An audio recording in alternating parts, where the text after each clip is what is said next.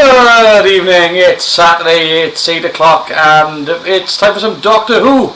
I'm here tonight with Chris once again, but this time without as many technical difficulties as we had last week. Fingers crossed. We hope so. I watched some of the stream back and it was just like, you could actually see the points where you're going out to sync. And at one point it's just like a 20-second gap. It's pretty funny. So this week we are doing the Hand of Fear, because it's always the hand or the face or the head. It's never the buttocks. It's true. There's never like the left testicle of fear. No, it's a different type of program, man. So before we make a start on actually watching this, Chris, this is the episode where we say goodbye to a long-running companion in Sarah Jane Smith. How much of an impact do you really think Elizabeth Sladen left on Doctor Who? For me, a fairly sizable one, because when I got back into Doctor Who, she was the companion. So there was no stories. I wanted to go back and watch Genesis of the Daleks, and I went back to the Robot.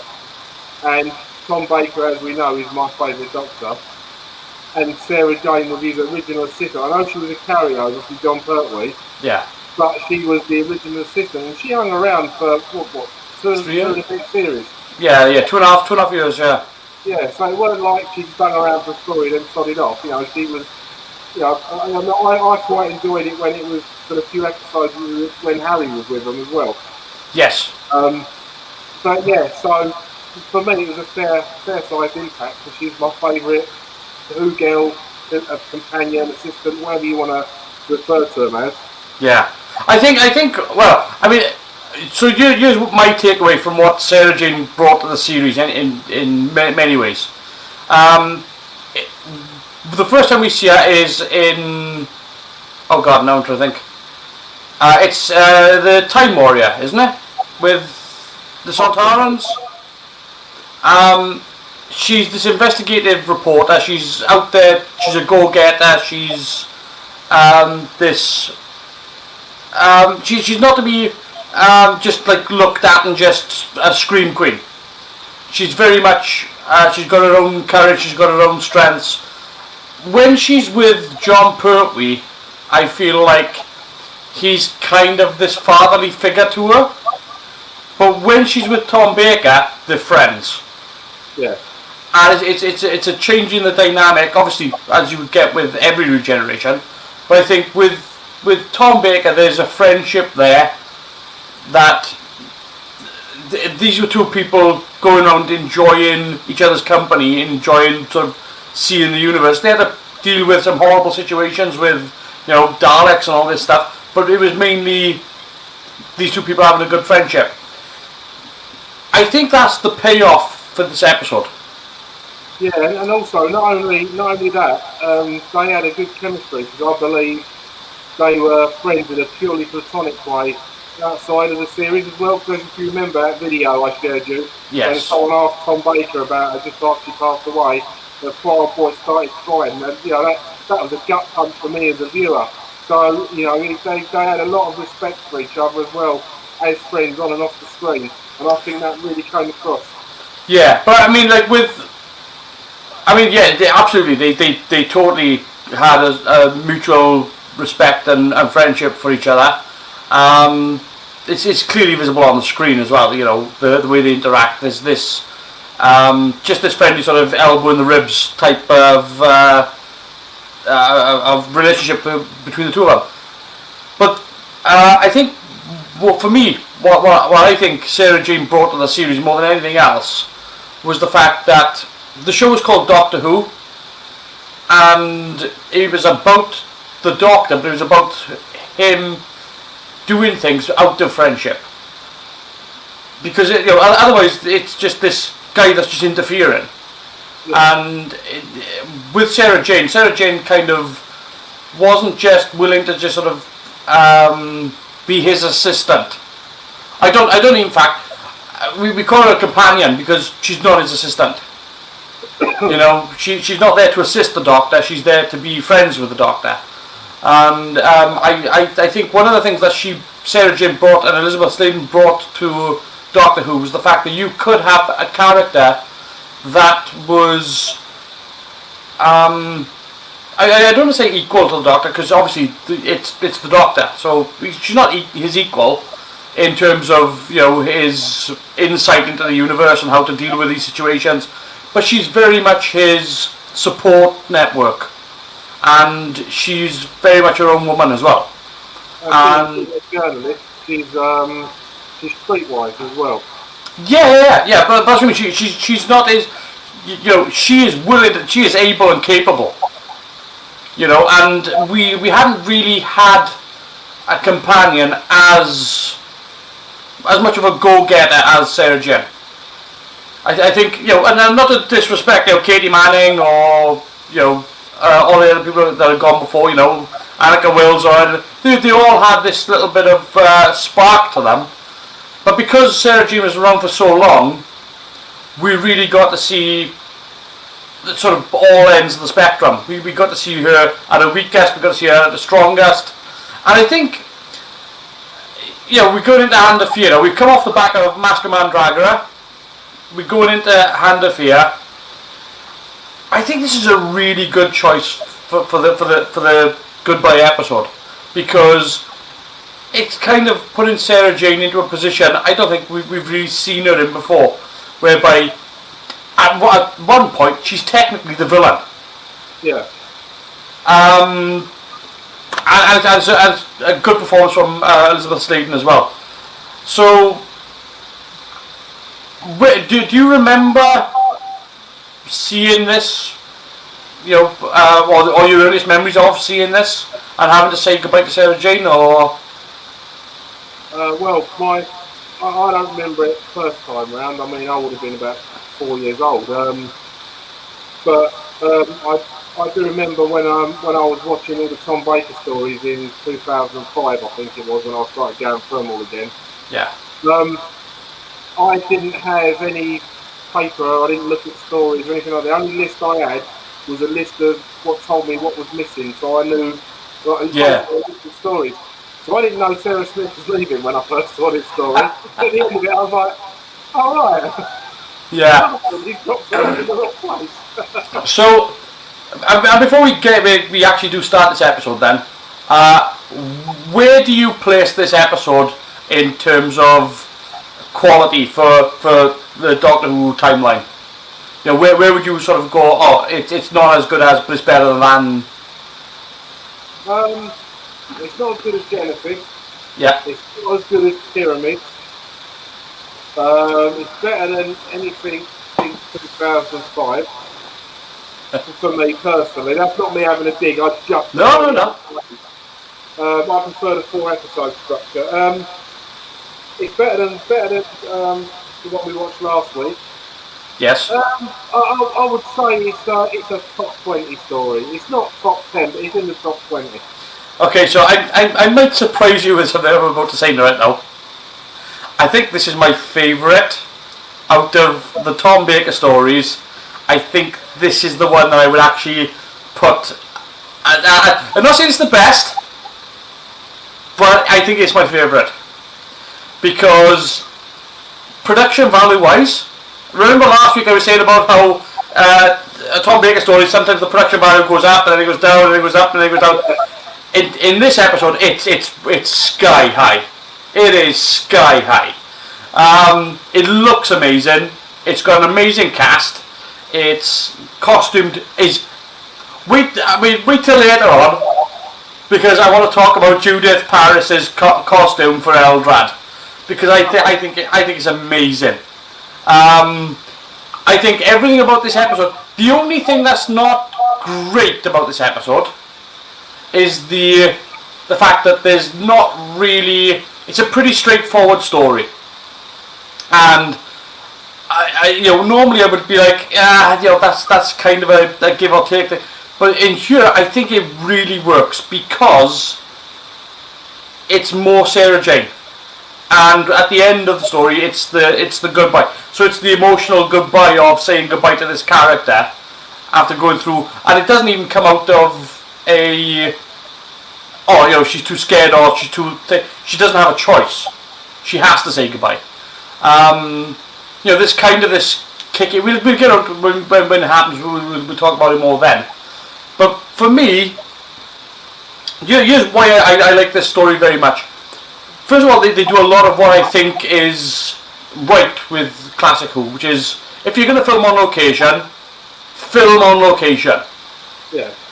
Don't fart about with doing things. There's one or two studio moments, and there's probably my least favourite prop in Doctor Who ever in this episode, which is this paper cardboard coloured disc for the lock on the door, which looks absolutely horrendous given how well they do everything else. Which is kind of like, you really could have tried a little bit harder there. For the record, I want to point out that you have just said that that's worse than the rubber prop. It's no. It's the worst. It's the worst physical. It's the worst physical prop for its cheapness. It's supposed to be the lock to a nuclear reactor, and it's a paper cardboard disc. It doesn't do what it's supposed to do. So, I mean, they could have tried something else there. But here's the thing, right? I think out of all of the Tom Baker stories, and like a lot of the ones like Genesis of the Daleks, City of Death, these sorts of stories that get brought back up as these are fantastic. So this one gets buried all the time. It's never mentioned as sort of one of the best, and it looks fantastic. This episode is shot. It's shot by a guy named Max Samet, who is a cameraman who had worked on like Porridge, Open All Hours, all these sorts of shows, and he's what they call a film cameraman, which is basically he's a cinematographer, and he makes decisions. He's shooting on a camera called the Eclair NPR, which is a noiseless camera. He makes decisions that, honestly, Roger Deakins will be proud of. One of the things he does in this episode, and I don't want to spoil it, but later on in this episode, he's using a camera that's got a 12 to 120mm lens. And what you can do, and this is the decision he makes, and I don't really... this was a choice based on what he did. He was looking at the scene, he's looking at what was happening in the scene, and for some reason, and it's a brilliant choice, he chooses to switch, when he's filming Sarah Jane Possessed, he switches down to a 12mm lens. And what that does, is it's like this, it kind of distorts the picture. So you're not seeing Sarah Jane as her true self, you kind of see this through a slightly distorted lens. And he only ever does it when she's possessed, and it's what a fantastic job. And when we see this later on, you've got to bear in mind this guy was filming and lighting a nuclear power station, an actual nuclear power station, so probably not the easiest of things to do. He's shooting on I believe he's shooting on tungsten film, which is there's a giveaway. This could, when they do the Blu-ray of this, they could do with colour correcting, because the tungsten film has this magenta tone when it's very bright, so you get these blowouts with the reds. But here's what's great about what he done. His choice to shoot it and how to shoot it meant that, when they do the colour separation overlay, the chroma key, it looks fantastic. It looks absolutely, I mean, I mean it looks fantastic by today's standards. I don't mean it looks fantastic for 1976, I mean it looks fantastic for now. And I mean, like, last night I was watching Venom. I hadn't seen Venom before, I thought, I'll check it out. there's a shot in Venom where he's supposed to be standing on the Golden Gate Bridge, and he's clearly standing on a blue screen set with a metal rail in front of him. It's on par, the same quality as what we're going to see now. And we're talking something that was shot 40 years earlier. There's one bad effect shot, which is kind of the opening shot. They could have shot it differently. But for the most part, the choices that the cameraman makes the TARDIS set look good. It makes the miniatures look good. It makes the explosions in this look good. It makes the sets look good. It makes everybody look good. The costumes are fantastic. Again, we'll bring up the costume of Eldrad when we get around to it. The visual effects, the props look good. The story's good. The music in this, compared to last week's episode, the music in this, I think it's Dudley Simpson that does the music, the incidental on this. I'll have a quick check. I just think it's a much better, much better choice. And obviously, the story is based upon an older horror film called The Hand of Orlak, which is a silent film about a pianist who gets his hand cut off and has these murderous hands put on instead. Music department was Dudley Simpson. Incidental music, good call. But you said about this like story often gets buried. For me, my favourite era of Doctor Who is probably series 12, 13 and 14, of which this is series 14. So you've got the Master Mandragora, which is it's all right. It's not terrible, but it's not brilliant, as we discussed. Then you've got this. Yes. Then you've got the Deadly Assassin. Yes. Then you've got the Face of Evil, and then you've got the Robots of Death. I mean, this is a cracking series, which is why I asked if we could do it. No, absolutely. I'm not trying to, because like again, Robots of Death. Oh my God, what a great episode. It's just the fact that I think that a lot of the time this story gets buried by Genesis of the Daleks, by Robots of Death, and particularly with New Era stuff as well. It's getting shuffled into the deck, and I think it's unfair because I think that what they did with what they had is a lot better than what they're doing now. Well, just slightly. I mean, again, we're going to start watching it very, very shortly. But I mean, you've got to remember they're shooting this on 16mm film on an Eclair camera. It's a single camera. It's not being shot multi-camera. It's being shot with through one camera. We got a very small department of people. You've got the costumes designed by Barbara Lane. Got makeup by Judy Name. The sound department, Dick Mills. It's a small. By comparison, this is what frustrates me with today's production, is the fact that there are at least 100 more people working on Doctor Who now than what were working on it back then. And yet they're able to crank them out back then, and now we've had to reduce it to 10 episodes because we can't get it done. Come on. But also back then they had something called a story writer that could actually write a story as well. And a script editor. Yeah, and a script editor. That's somehow been fudged out of the job. I don't get that. Because you always need somebody to proofread it and go, well, that's crap. Sort that out. But no, I mean, just before we get into it, let's just have a quick look at the cast for this. We got Tom Baker, Elizabeth Sladen, obviously, Rex Robinson, who is an actor that comes back later on as well in Doctor Who. Obviously as well, they maxed out, I think, in luck, because the character of the administrator for the nuclear power plant is played by Glyn Houston. Like, holy crap. Like, I mean, obviously he's a local lad from Tornapandy, alright, so that's fair enough. But I mean, Glenn Houston, his brother Donald Houston, was a major Hollywood star. Jean Houston, his sister, they were all, they were all big, big actors. Like Glenn Houston as well passed away June last year. But an amazing actor, and I believe, and I don't know. This is rumored, so this is worth checking. But I believe that the original actor chosen to play the part couldn't do it because he was working on another show, and it was Patrick Stewart.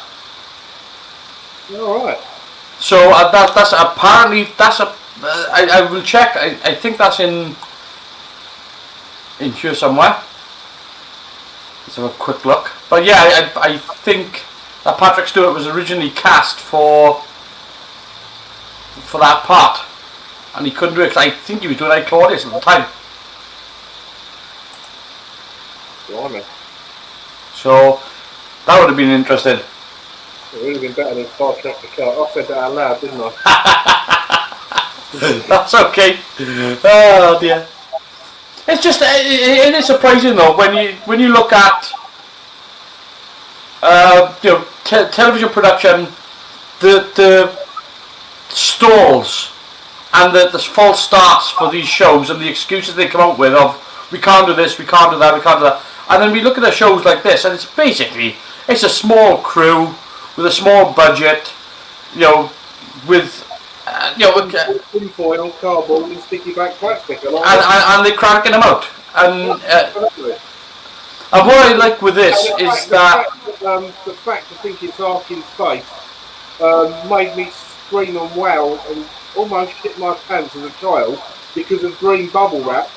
Oh, I was only 4 or 5 years old, but the fact that it scared the living bejesus out of me shows that it still works because I wasn't the only one. Man, I tell you what I find it interesting. I have seen a few people watch Blink, and I have seen the way that they react to the fact that these statues move, right?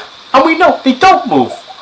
It's a cut. It's a cut from going from here, sort of here to here to here, and like it's a budget trick.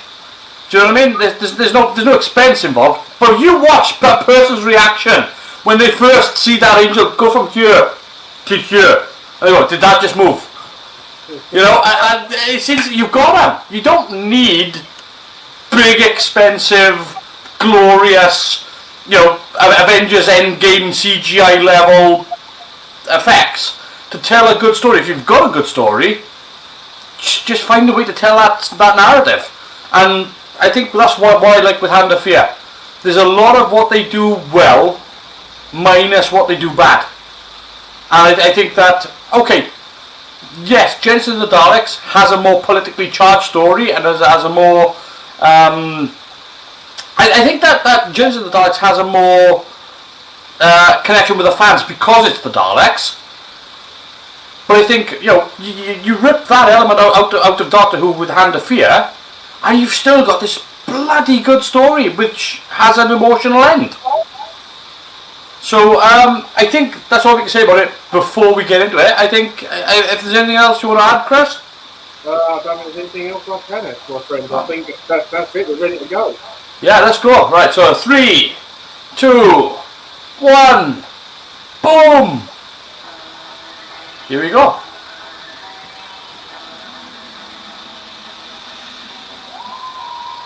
Open tell sequence, let me knock it down a little bit. It's good that we're in sync now as well. Unlike last week. So when I said about the one bad effect shot, like this is it in the opening sequence, whereby we're about to see that flying past the. Yeah, but the bass is alright though. The bass is fantastic. The bass is, there's nothing wrong with that at all. But the spaceship on wires shot, they could have done that differently. They could have just literally put it on a stick, put a camera on a track and just pulled back, and it would have been smoother. And then they could have just had glass with lights shining onto it to make stars, and it would have looked brilliant. So they could have done it differently. But the sets look good here. I love the controls. He's dead, Jim.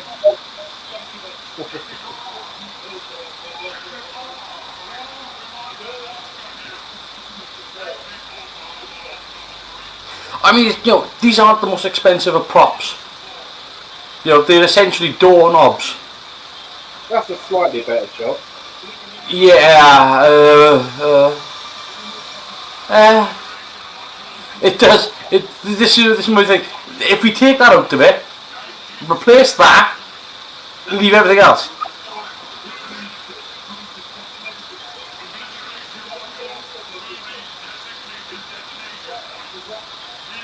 I mean, the costume here, using the sort of quilt. It's an interesting choice. I can't really, as an alien costume, I've seen worse. Yeah. And again, they're on an ice planet, so they want to keep warm. So it makes, at least it makes sense. Yeah. It's not the most space agey type of costume. But it does make sense for the atmosphere.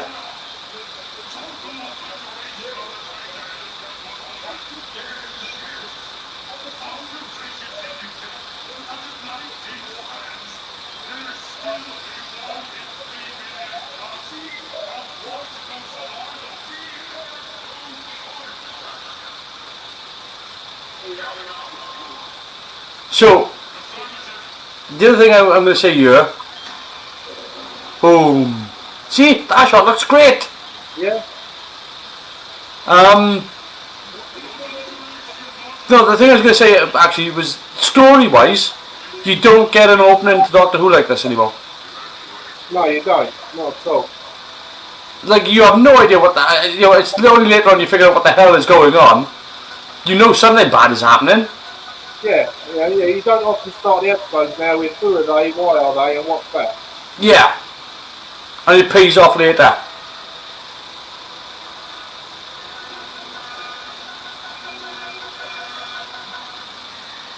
But I mean, like that model shot looks fantastic.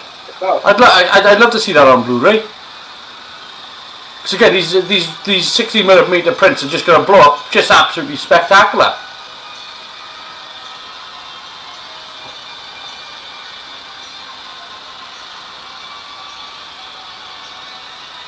Again, just a simple crossover, looks good.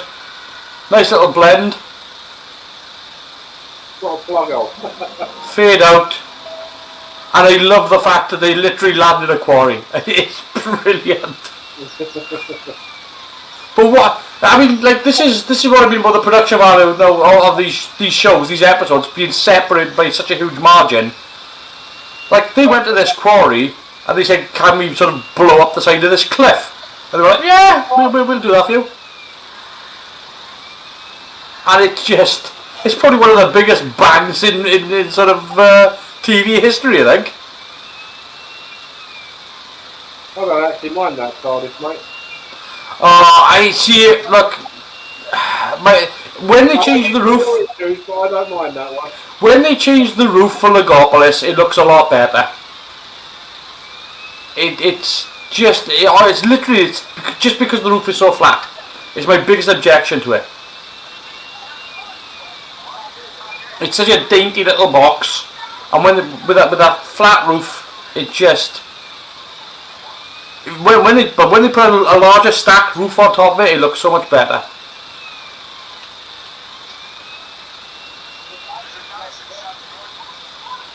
I mean, you know, when they do change that roof, a lot of people don't even realise it's the same box. I had forgotten in this episode though that Sarah Jane has come about Andy Pandy. Andy Pandy, yeah. Well, she even brought up later on, I think. Yes, this guy sort of going, bloody hell! I'm a bit worried that the person pushing the plunger doesn't look at what's happening. He hasn't got his eyes on the game, like. Like, bloody hell! What a shot! great. And they captured it at a perfect angle as well. Oh man! But again, this is all these shots, these dynamic shots, like that worm's eye view shot with the guy running over the top. This is all Max Hammett sort of just choosing where to put the cameras and what lenses. And again, I don't call him a cameraman. He's definitely he's a cinematographer as far as I'm concerned.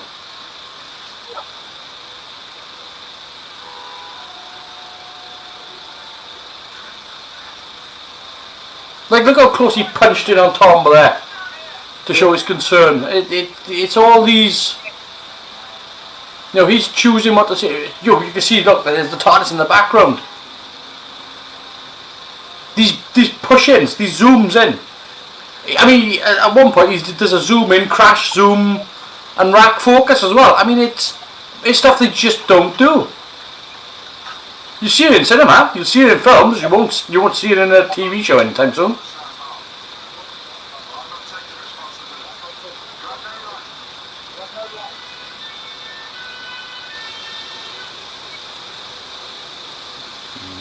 Eldrad must live.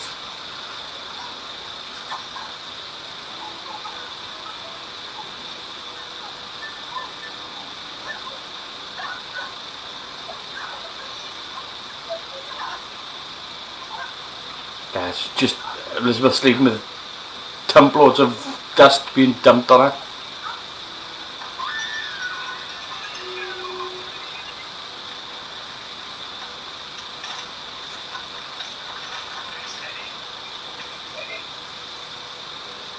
I just think this looks fantastic. Like I said, you can see, if you look at the white there behind Tom, you can kind of see there's a sort of a purplish, reddish hue, because that's where it just needs colour, it's like colour correcting.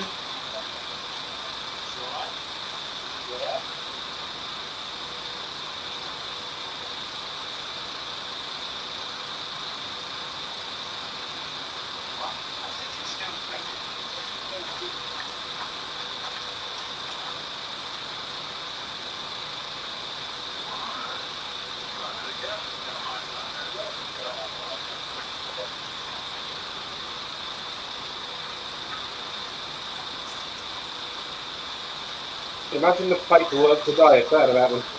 Oh yeah. I gotta say as well.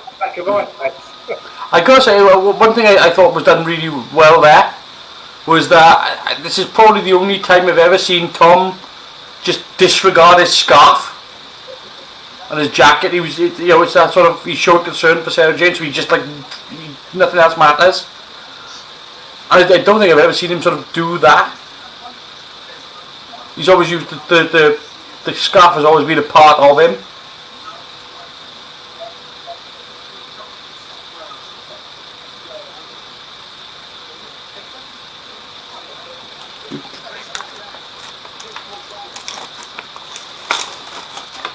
Got some fruit. Fruit, you say? Oh yeah. I'm doing the same thing. I've got pineapple in it. Well, I got mango.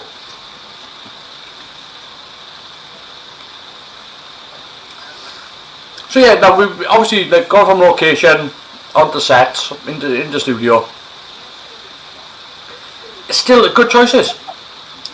Yeah, I mean that looks like exactly the same set from 40 Cows when Sidney had a toenail out. Yeah, it probably is, but I mean, it's not overly lit, it's not overly bright, it's got that sort of mushroom colour to it. It's kind of, I don't want to say bland, but I mean, if it had been probably a real location, it would have probably been white walls. Yeah. So they've made stylistic choices to it, and again, it just works with what's going on in the show. It's these sort of really mellow things because it's not being so clinical. It's being caring, so you want this warmer feeling. And I use something else as well. I love how scientific the story is. This banter between these two here is brilliant. You don't really get Doctor being so sciencey these days. No, not at all. There's normally a wave of a sonic screwdriver and oh yeah, look at that. All aboard the dead crab with Miss Pan. Got that out loud as well, didn't I? Yeah. Oh well. It's all good. Ian has just joined us. Hello, Ian. Oh, hello, Ian.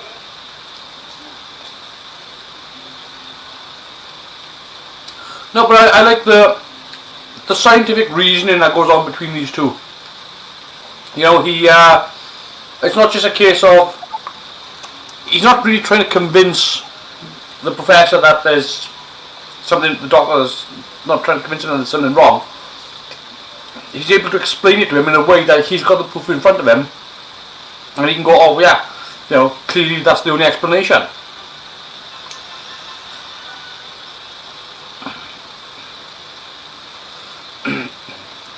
Now again, I don't want to get sort of finicky over the overlay effects there. I'm not sure it was necessary in that moment. Maybe later on it is, but you know, it works for what it is.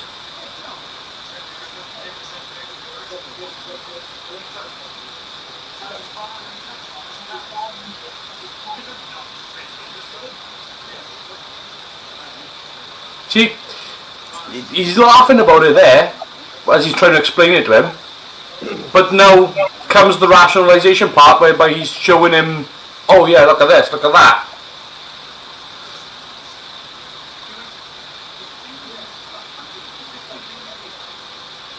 And Tom's costume, you don't really sort of see it that open, I guess. You've seen him now with his jacket off. He's put his jacket back on with a scarf now. There's something very sort of professory about the way he's handling all this.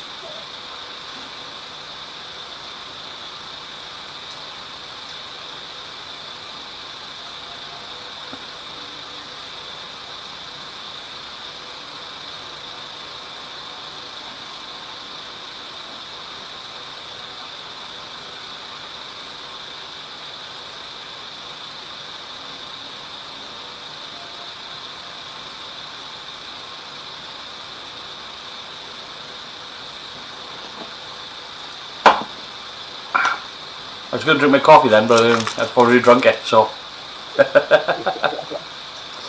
I'll just eat my fruit.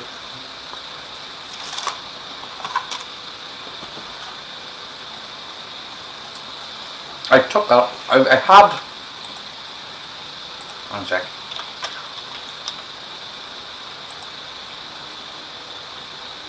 So okay.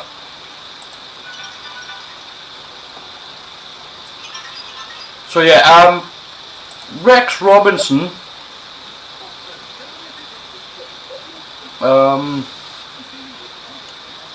Yeah.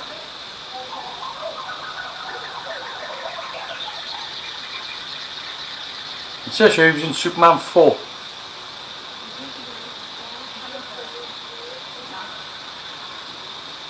That woman had beautiful eyes. Just got to say that. Again, she's not overly sexualized. No, she's not. But the thing with Sarah Jane is, when I would have watched the Tom Baker stories originally, I probably would have caught him the second time round when I used to play him on BBC Two, sort of on a different day to when Peter Davison was on. So I remember Sarah Jane when I was a 15, 16 year old, and as a 15, 16 year old boy, I was smitten. She's absolutely gorgeous. Oh, absolutely not. She was definitely a very, very cute looking, but they didn't play on it. No, they didn't. And they didn't have to. Imagine that, mid-70s, a strong female character. Yeah, oh yeah. No, I just dropped my strawberry. Few seconds ago. Oh, by the way. No, I mean, I would love to see. I would love to see the prints of these cleaned up and presented as new, because the clarity on the photography. I mean, you can actually see like the wood grain painted onto the floor.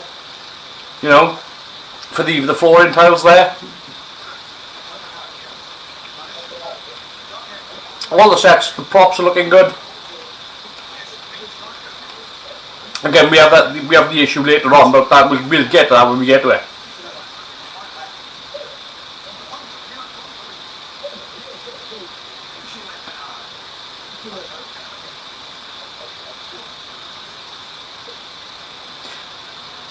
He's a very striking actor. He's got a very strong face. Yeah. Reminds me of a lot of people, you know what I mean? Yeah.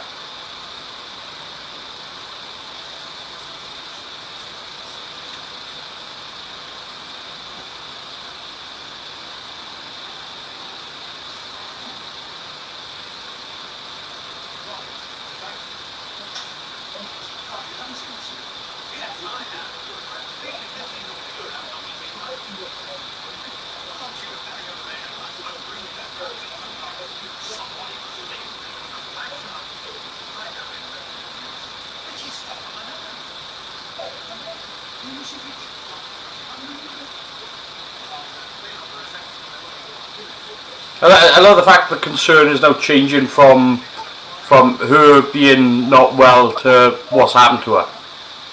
Yeah. You know, what's become of her.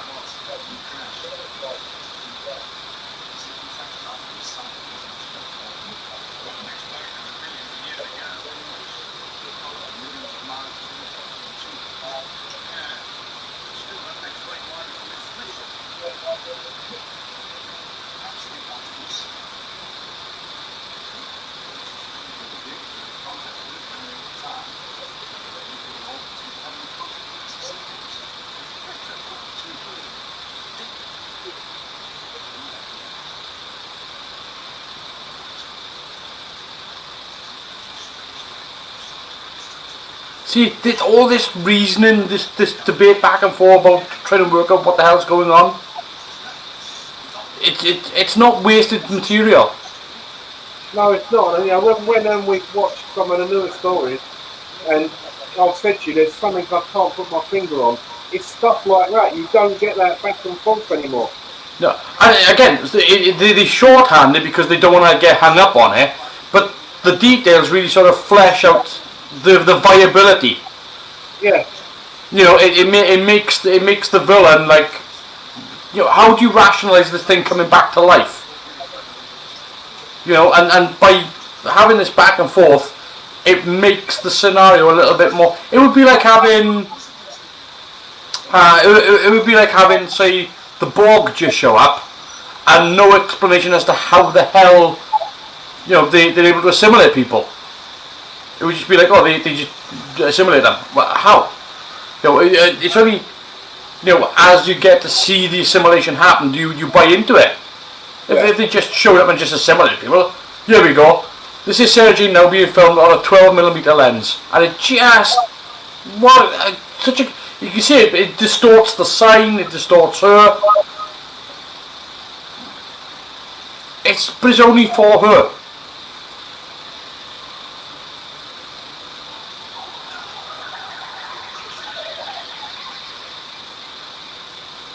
Such a good choice. Yeah, I've seen that shot somewhere else before.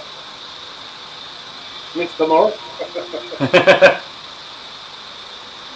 I thought that when I saw the thumbnail you put for this episode, I thought, that is the perfect shot from that episode. Yeah. It was just, obviously the worst prop ever is, the second worst prop ever is right there, an Austin Allegro. Just because it's a crap car. I watch a YouTube channel called Hubnut and he reviews crap cars and he loves the Austin Allegro. look how wonderful this looks. This entire facility, this entire place looks fabulous. So, I'm not sure they needed to cut to this studio shot here. I don't think it because they immediately cut back out of it, so it's okay. It's not offensive. it doesn't bounce you out the show at all. But I mean, this is the next shot. This is so. Did they need to do it? And look how good. Look, they're taking full advantage of this place. Yeah, didn't they? I mean, they're shooting this like this is what 35mm being shot from 75 feet. I mean, Jesus. That's like a Red Dwarf engine room. I mean, it was an actual working power plant. It still is.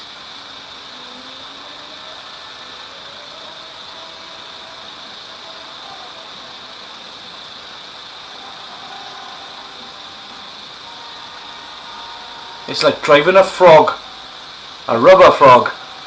Oh, it's not that bad. Come on, don't be that close to Austin.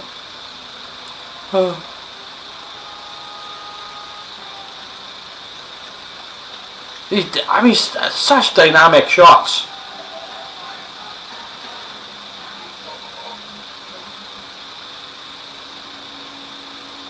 And these small things, like the guy was there with the gun and the camera actually panned onto it to get him, the gun and the doctor in the frame. Like, it's just really good stuff. It's a guy who really knew his stuff, like.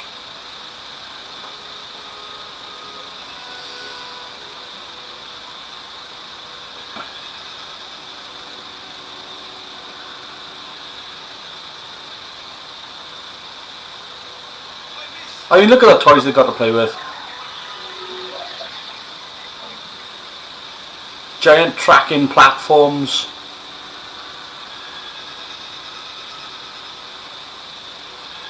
I mean, this is what I like about this guy's photography. And just to give you a comparison as to why I like this guy's photography more than others, if I was to compare this to, say, right, just to separate the two and just to show you the differences. Another show of Doctor Who that was shot on location was Fires of Pompeii, and that was shot in a. You don't get to see any of it. It's all shot in mid and close up. Here, it's all being shot in mid to wide, so you get to really see all the geography, and it looks fabulous. Why not take advantage of it? It's regenerating. Eldrad must live. And that's episode 1. Brilliant. Sergei's possessed. I've forgotten how well shot that was. Oh man, it really is. I mean, it's all good. Like I said, the costumes look good. The acting is good. Elizabeth Sladen is nailing the performance of this sort of. I know she's being very sort of cutesy, and yet also this almost drunken acting being thrown in there as well with this possession. She's like cute, sinister. Yeah, absolutely. Yeah, a human Chucky doll. She's cute, but she'll kill her.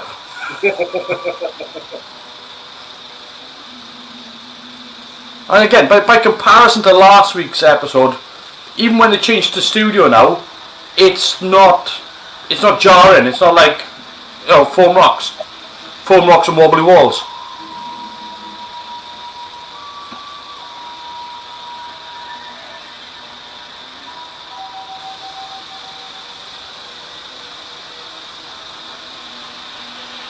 Again, it is a beautiful looking opening. Yeah, beautiful looking effects. I really like the opening. So,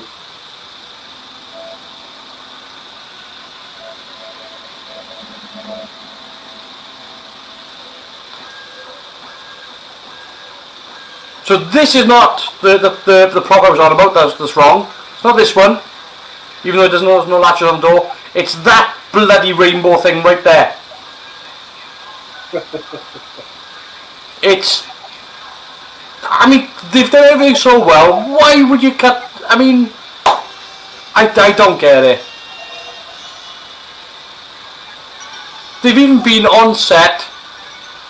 What made you choose the story? It was the next one after Mask of Mandragora. And the next one after this is obviously Deadly Assassin. Yeah, we're doing series 14 here. Yeah, we're going through series 14 up until the end. We're doing a full season. Yeah, here's Glyn Houston.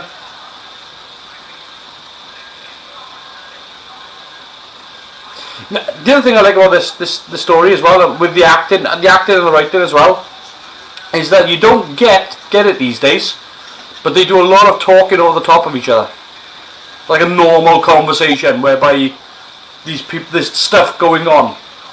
And when Glyn Houston stops talking to the doctor, he starts talking to his other staff, you can still hear him talking in the background. And that is normally all cut out of modern shows. I think maybe they feel it's a bit amateurish, I don't know, but it's to me it seems more professional.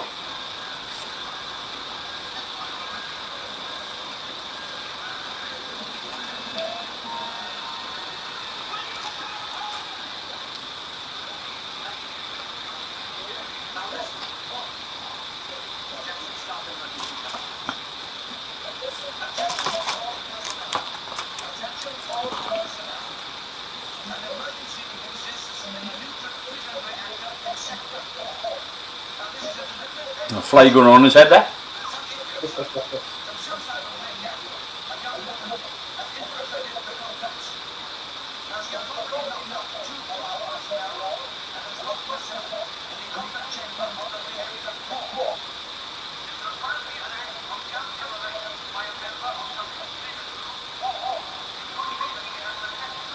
I mean, imagine being on this location and going, oh, can we have that on? Yeah, go on. We'll run that crane round. That's good PR for the plant as well, isn't it? Oh yeah, absolutely, because obviously nuclear power at this time was kind of frowned upon. Well, it's still frowned upon now, even though it shouldn't be. Being as the only real... Yeah, but there was a lot of fear around nuclear power, particularly at this time, because you're in the middle of the Cold War as well. Well, a lot of people don't realise the main waste output from nuclear power is steam, H2O. So, yeah.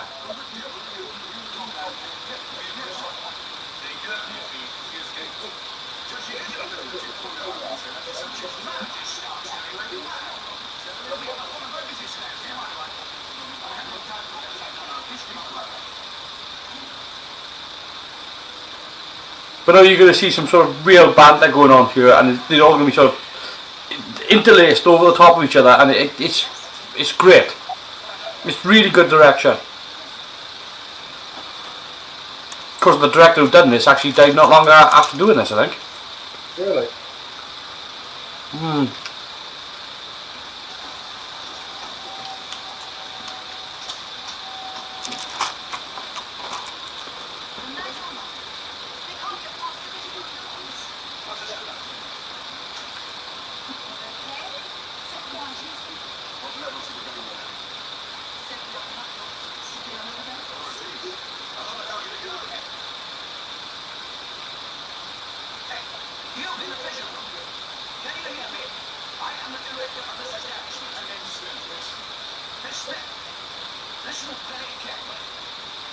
That's an actual BBC monitor.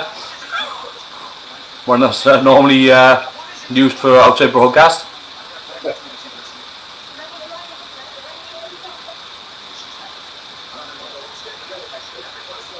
Again, you use another choice as well. The fact that they had a live stream camera instead of doing what they would normally do, which is to have the screen cut out and have it done as an overlay effect. You don't normally get that. Even today, you don't normally get that. Normally, what you get is a green screen insert. Or a see-through heads-up display screen. Yeah, I hate that shit. That's a pet peeve of mine. I watched the first episode of The Expanse last night, the first time I've seen it. And have you seen that? Yeah. When the guy gets his mobile phone out, I thought of you straight away. I thought, I can't wait to see this. Been screaming at the see-through mobile. Yeah. Oh yeah. No. It's a pet peeve. It's not just a pet peeve. It's stupid. It doesn't even make sense. There's even a line they've written in Roscoe, which I actually have those sorts of props in Roscoe, but it's for taking the piss out of those sorts of props. That's why I've done it. Excellent.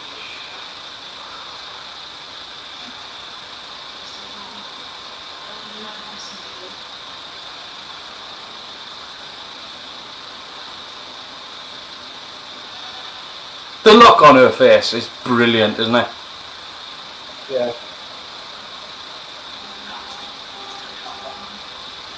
That's a great nice laugh. Just turn it off. There's a great horror moment with his hand later on. It's fantastic. It is absolutely brilliantly well done. I think that's well done with it in the top. I mean, obviously, I know how they've done it, but it looks Yes, like yeah, it's just up they got the fake part of the hand there, and it's just up through the floor and it's up through the tub. It's a clever little thing. they've shot it at such a good angle. It doesn't look, even though we know that's what they've done, it doesn't Yeah. look like that.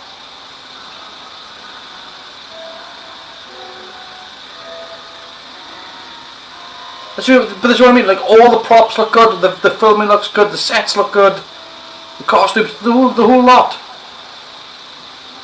You know, the colour separation overlay even has the shadow under the hand, for God's sake. The locations are amazing. You can tell. Oh, you can see from these shots here how it's being lit because of the hot spots on the wall. So you can see, like, you know, there's a couple of 2K lights in there just banging light out to light the location. But it still looks great. It looks fantastic. You know, even this sort of nuclear power station control room type situation, it's a very TV nuclear power plant room. But it all works very, very well. I mean, there's not a needle that's moving up and down there. All the needles are sort of dead. But it's still, it doesn't matter, you know, it's...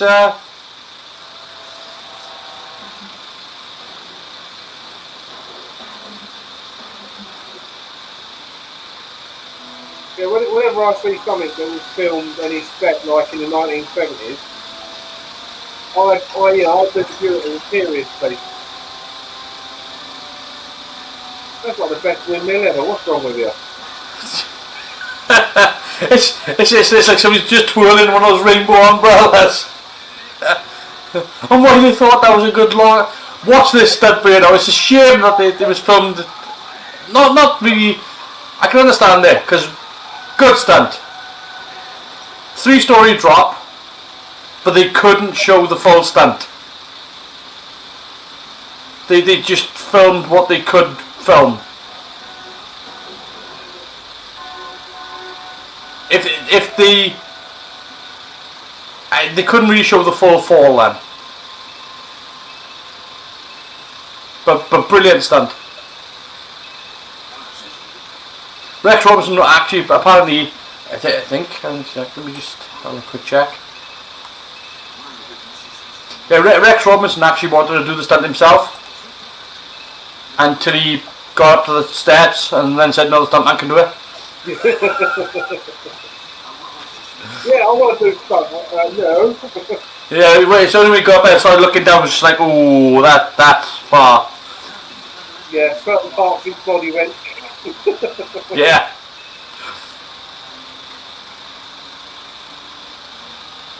See, oh God. What possessed them?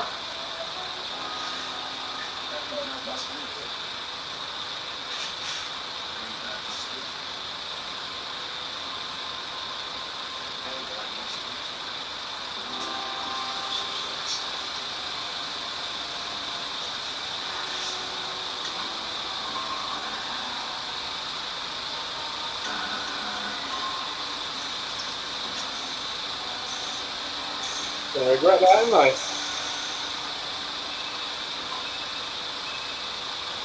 I love this little moment as well, where he's talking to his wife.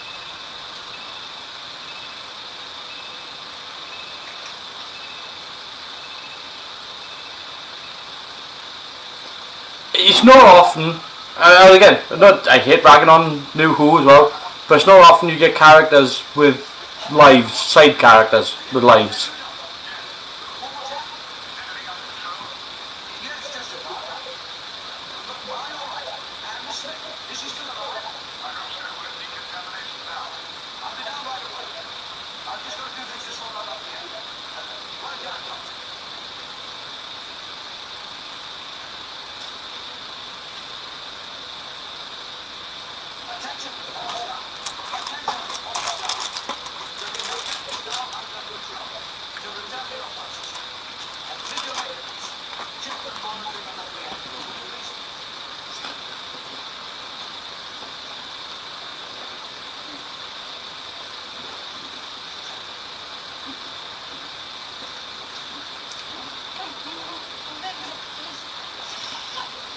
Don't Yeah. say anything about waving your pole over Sarah Jane Smith.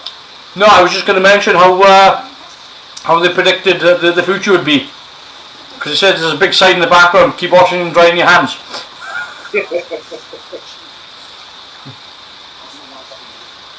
It is quite worrying over the last few months that people needed to be told better. And it's ridiculous, the situation, but that's why we have this. Yeah. So we can get away from crap like that. And then he swore then, they nearly did.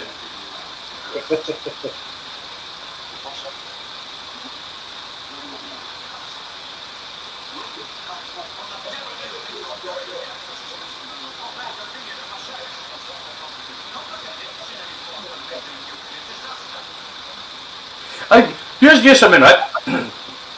Just to give you some ideas as to how much thought went into the sets and things like that for this show.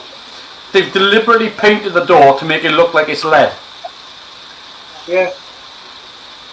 And you know, it's only certain. Everything else, look, they've got ceramic. So they've obviously, when they went to the power plant, they obviously took note of a lot of the set. They could have built this set to look like any medical room they wanted to, but they deliberately chose these hard surfaces and metals to decorate the set with to make it look. I mean, there's a lot more thought gone into making this show than people believe or know about.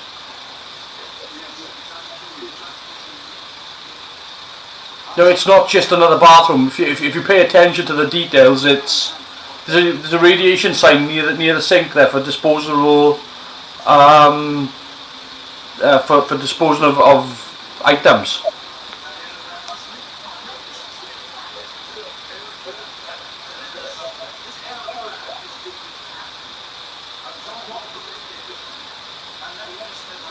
Again, the character absorbs radiation is called Elrad.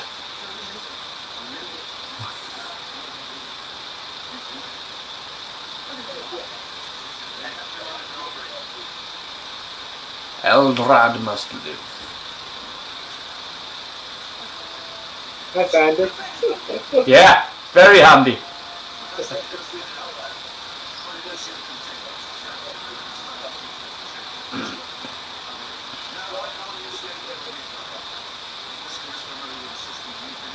I mean, it's you've got Glenn Houston there. He's acting with Tom Baker. Neither one of them are stealing the scene. They just both of them working together. Just brilliantly rehearsed, brilliantly performed. Neither one's dog. I mean, it must be difficult, you know, to sort of go onto a show like that. Particularly with, you know, Tom Baker's now sort of at his peak, I guess. So he's at the peak of his fame. Glenn Houston is mega famous. You'd think that they were butt heads, but actually no, they get on famously.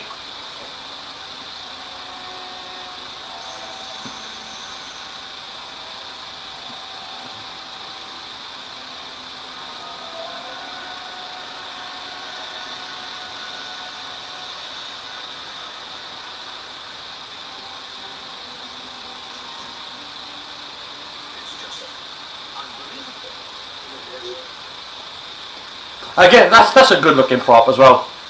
Yeah, it is. There's nothing you would do differently today to make any sort of improvements on that.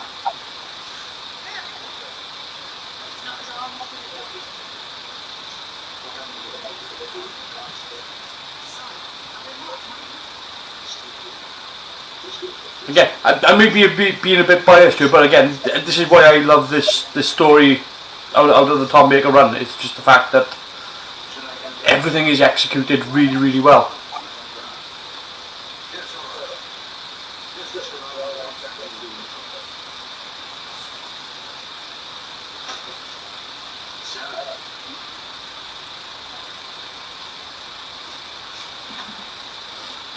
Lovely bob, yeah.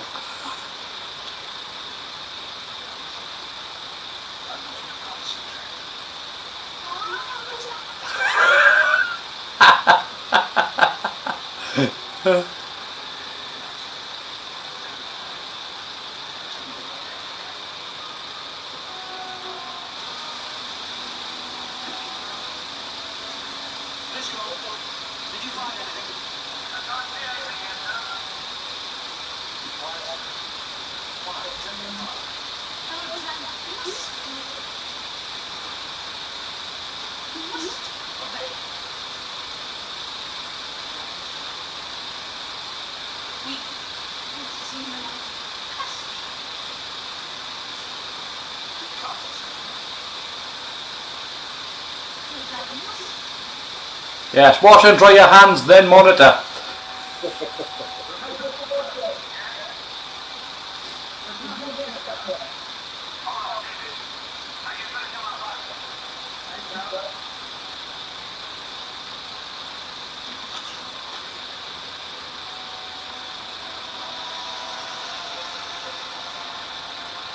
Oh, blue.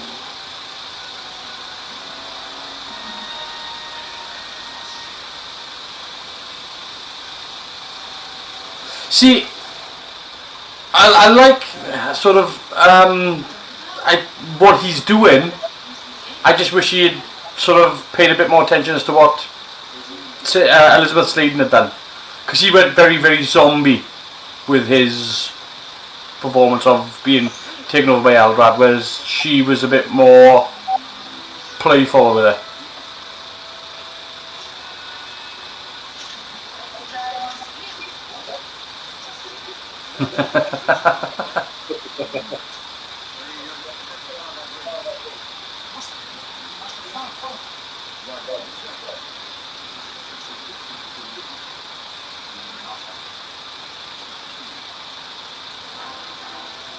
Dun dun dun. But again, the musical score in this as well is much better by Dudley Simpson. It's just better than the last one. It's not just declamatory on the keyboard. No, I don't disagree with you, mate.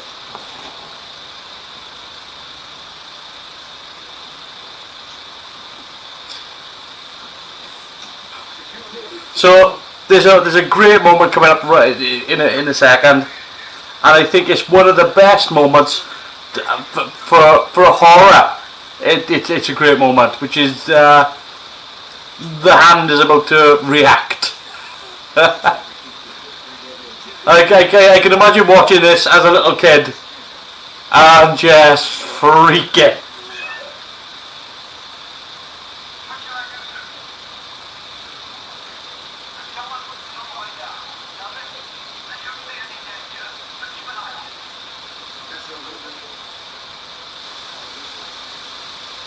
I think it's coming up here anyway.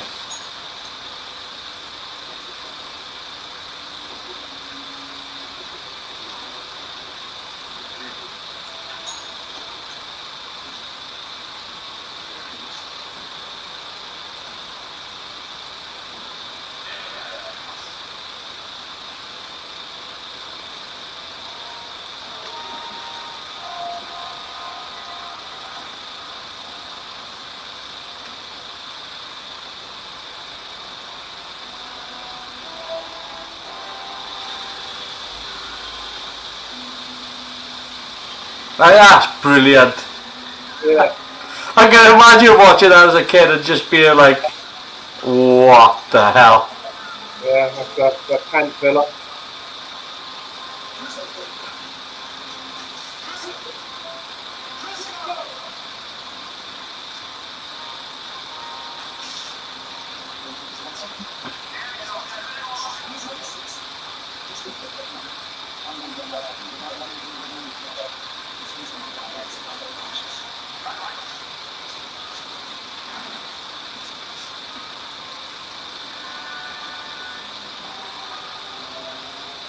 Yeah, oh, fantastic. But I mean, like, you can imagine what this would look like with a bit of colour grading now to take that tungsten magenta tone out of it.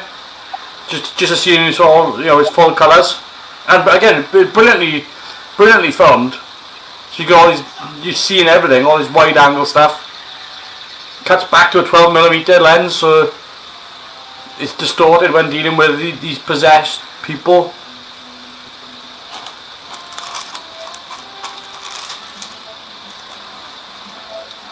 Music's great.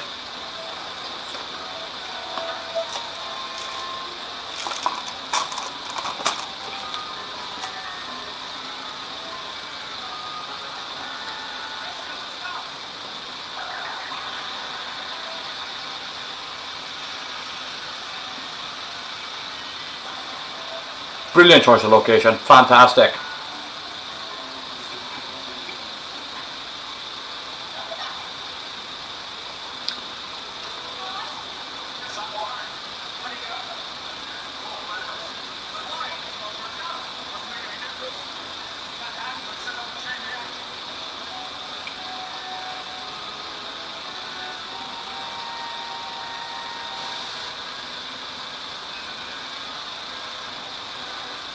Don't have to worry about those, mate. You just got to move the paper lock.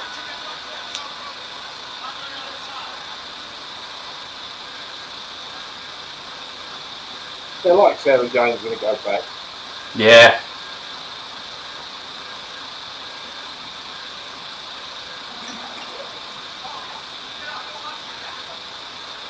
They must be like, what the hell is going on? It must be one of those employees.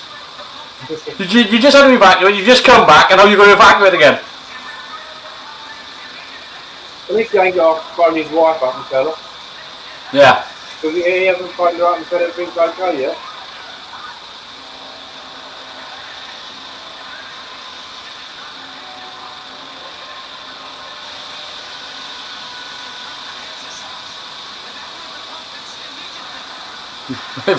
Evacuate Gloucestershire. Interesting cliffhanger as well, because it's not on the Doctor or Sarah Jane. Yeah. It's on, and I think, you know, for Professor Watson as well, for Glenn Houston, for it to be on him, he's the guy in charge of the facility. The facility's going kaboom. You know, so it kind of makes sense narratively, but it is weird that it doesn't end on the Doctor and Sarah Jane, which is what you would normally get from a cliffhanger. Did you notice in the credits there was a job title you don't see very often anymore? Fighter Ranger. Yeah.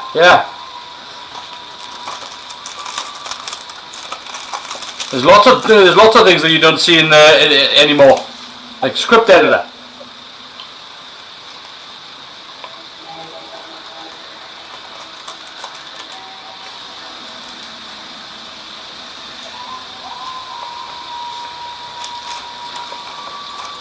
But no, I think, you know, again, the weaknesses of the story are that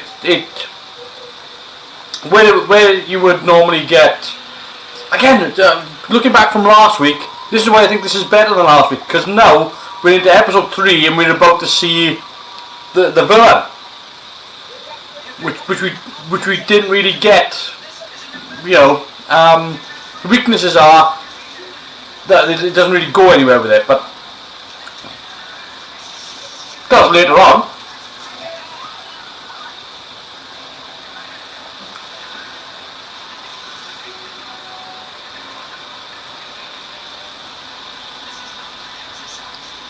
The BBC Steam Room.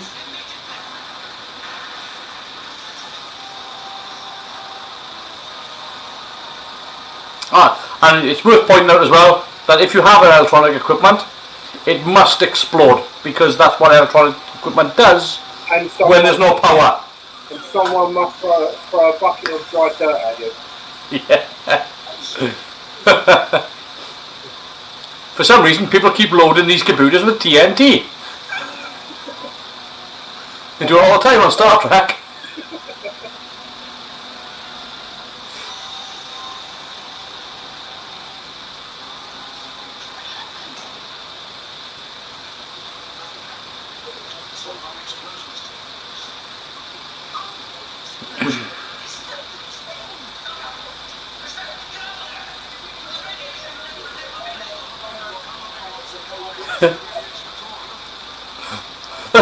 It's probably one of the only decisions I don't like, is you should have done it over the radio, because being an extra 10 feet away and saying get out there isn't going to do a jack.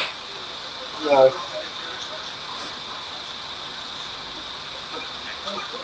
I mean, probably doing it over the radio probably wouldn't do much, but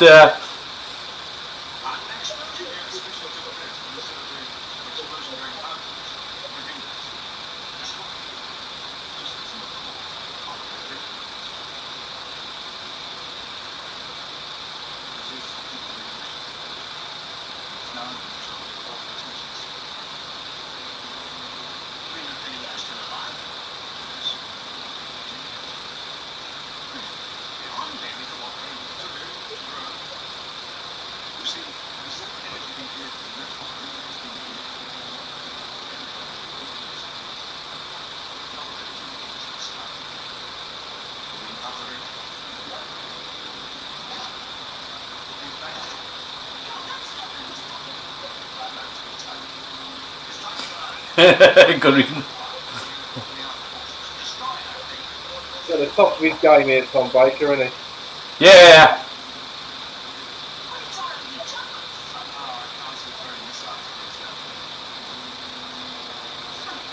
So I believe this story was originally written to have the Brigadier in it, and Nicholas Courtney was unavailable.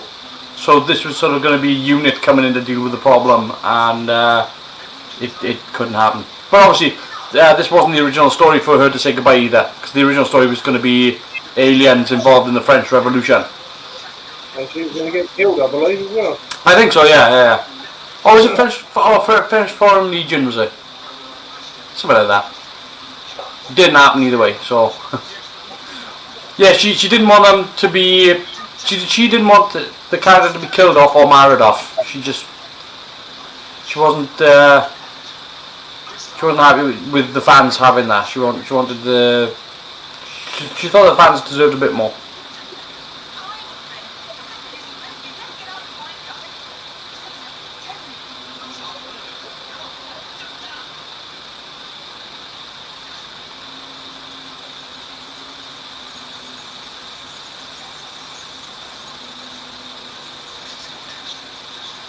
Polystyrene door and a drop of acetone sprayed on the back of it.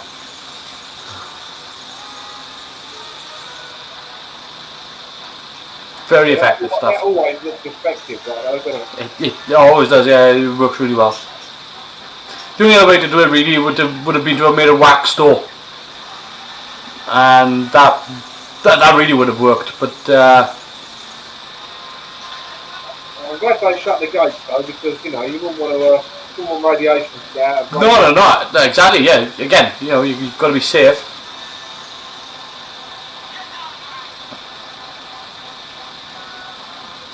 I mean, you won't just like work its way through the fence.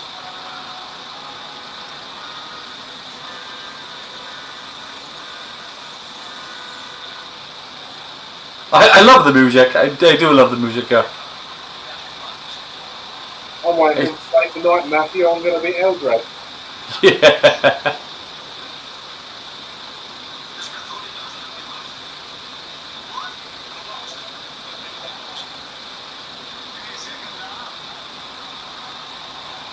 Be a hell of a blast with the pressure waves that big.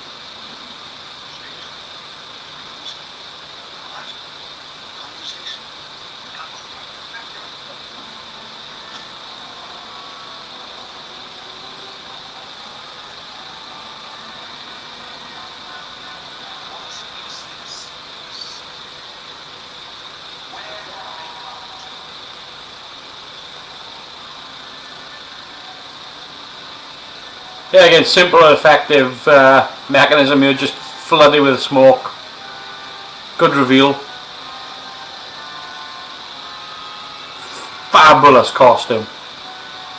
Yeah, really well done. Again, if they were going to do that today, I don't think you'd do anything different. It looks fabulous.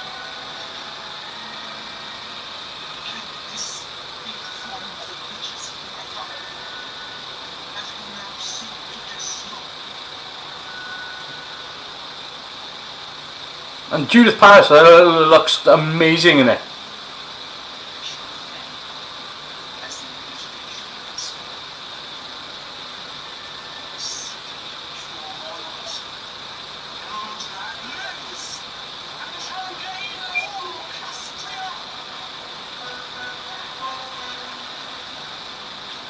always someone nutty, isn't it?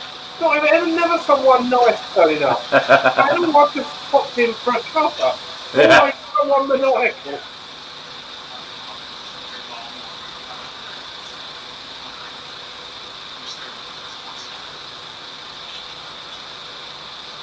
But yeah, I don't think they could have picked a better outfit for Eldrad.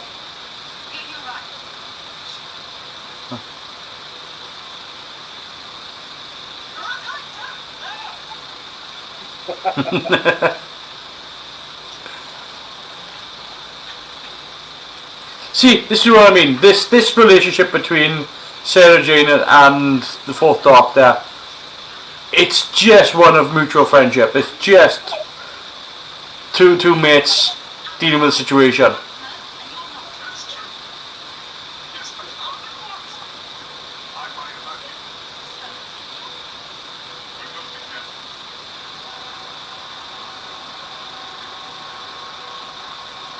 You know, they both do what they like. Yeah, pretty much.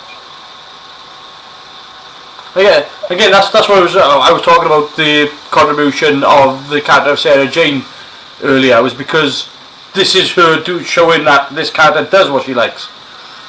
You know, she's not there to obey the Doctor.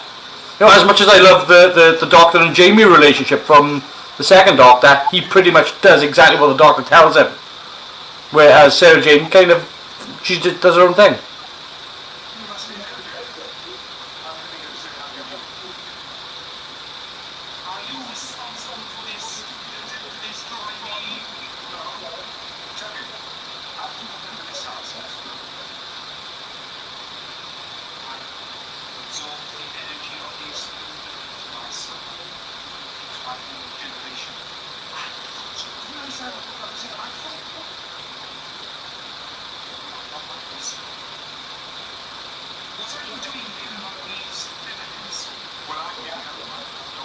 See, again, the other thing that's done well here is the fact that even the studio lighting isn't just flat lighting. It's very much lit to suit the scene. You know, when Glenn Houston walks into the control room there, it's got long shadows there.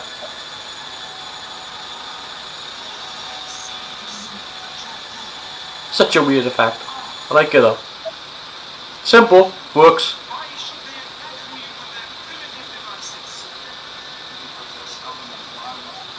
If you take those two pictures and combine them, you can make a 3D picture of Tom Baker. Very good, yeah. Always a Wally with a gun, isn't there? Yep.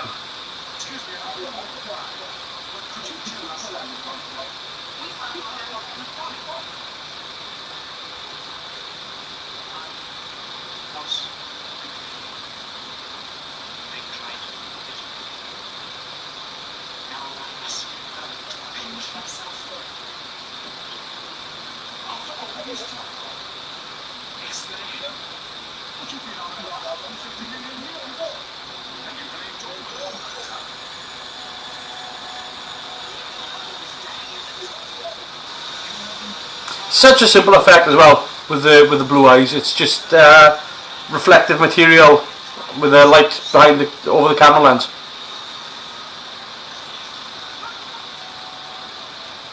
They do change size later on, but it's very effective, very simple.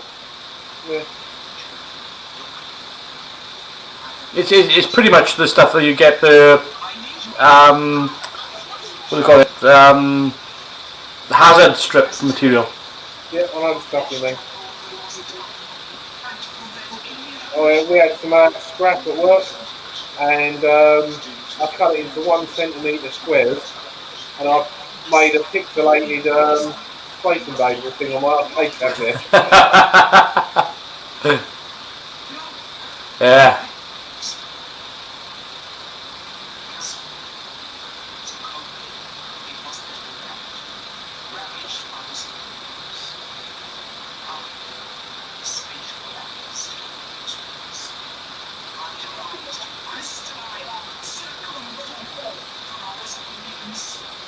But I mean, like this costume that she's wearing, and the makeup as well. it's got it in close up now. Normally, when they do that sort of makeup, it doesn't usually hold up that well under scrutiny.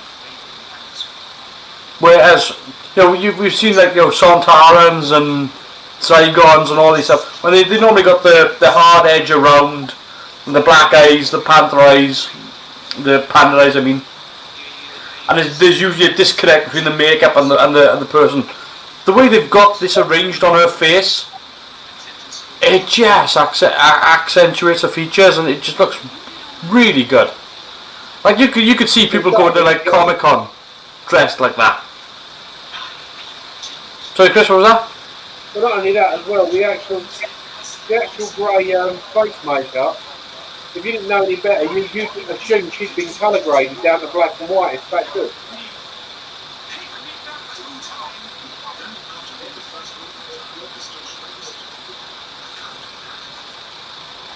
Quick.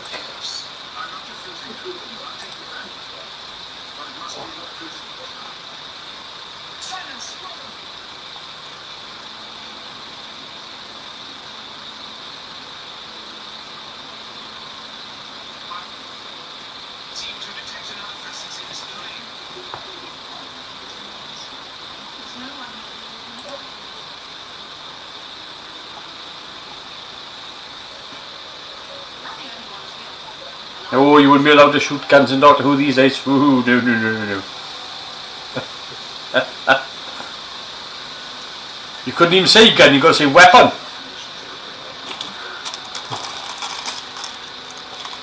Did he discharge the item?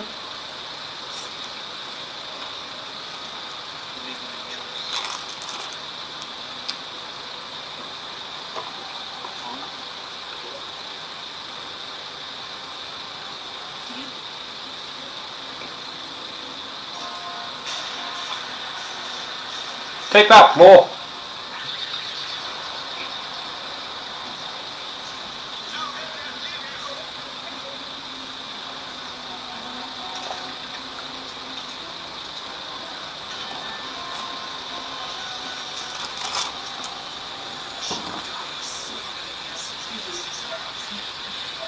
See, I think those eyes are done a little bit more effectively.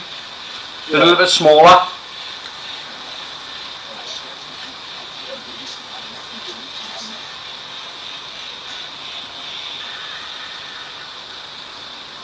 But again, they did a CSO over the actual set that was there. And it looks good.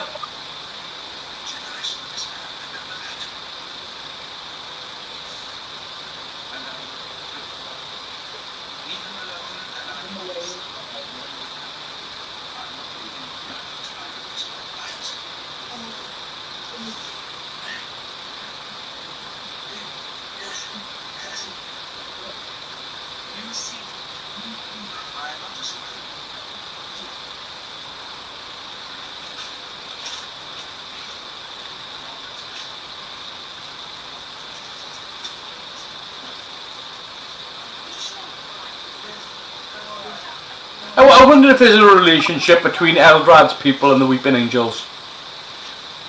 You never know. They're both sort of silicone-based stone creatures.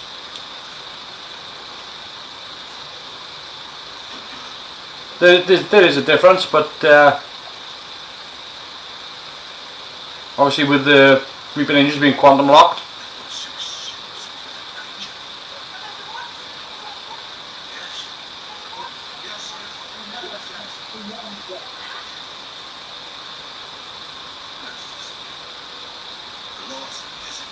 Hey, you just not gonna believe any of this shit.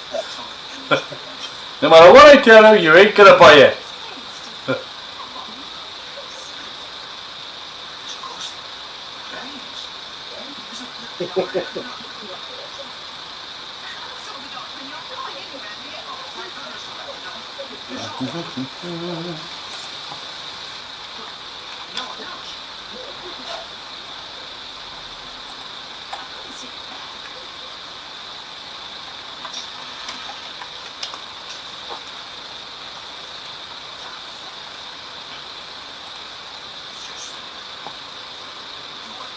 or the Ogre. Oh, the Stones of Blood. Yeah, I watched that recently. Yeah. Yes, God. Oh, I mean, we talk about how good an episode of Doctor Who is. Stones of Blood. Oh God. Enjoyable but laughable.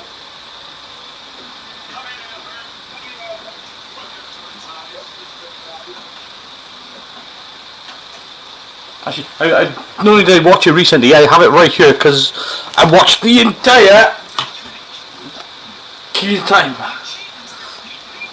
So, yeah, it was a nice little sit down to go through.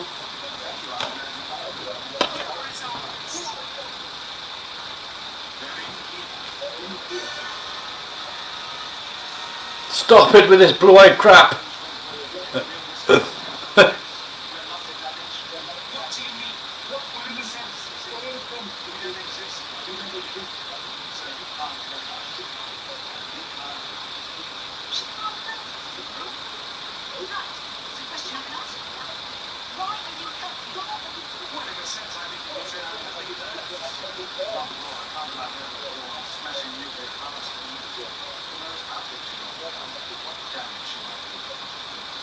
Oh, I colour's perfect as well. It's not contact please, is it? No.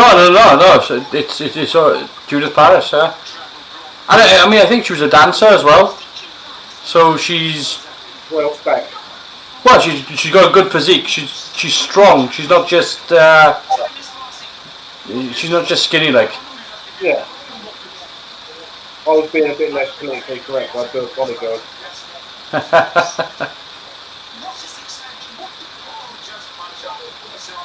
Oh no, I mean to describe her as fit is just accurate. So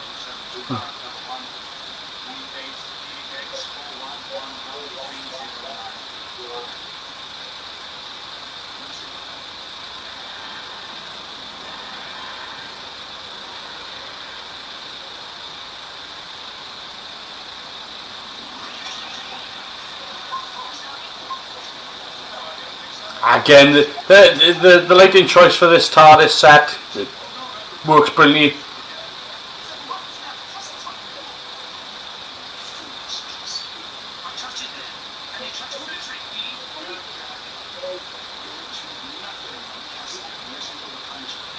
When this TARDIS set is lit properly, it looks great. It looks fantastic. If it had the McGann time rotor in the middle of it, it would be brilliant. That's its only letdown for me is the console.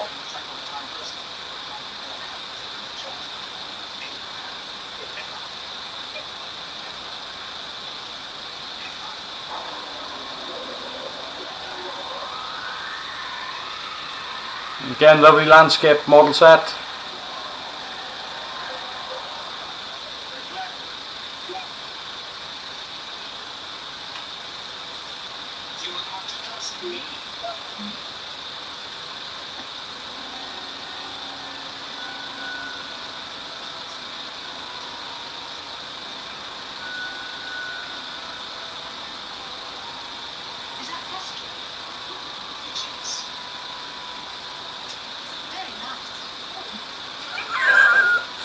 Sarcasm much?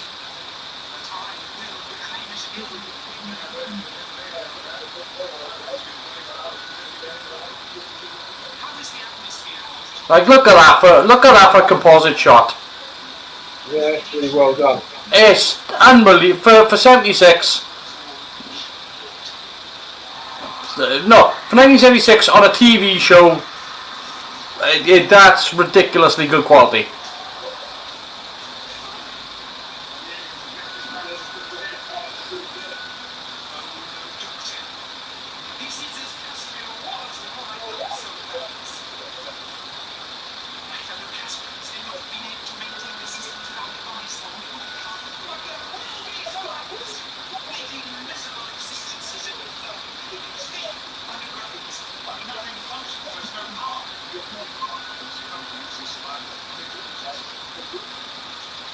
I'm going to be curious for a second, because I was actually looking for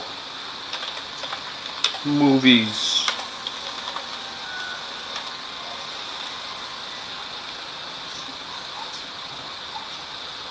I mean, you're right. So just to give you some sort of comparison as to what was going on in the world, to give you some sort of vibe as to the level of visual effects at the time, this came out the same year as Logan's Run, and this is better quality. I like Logan's Run, but this is better.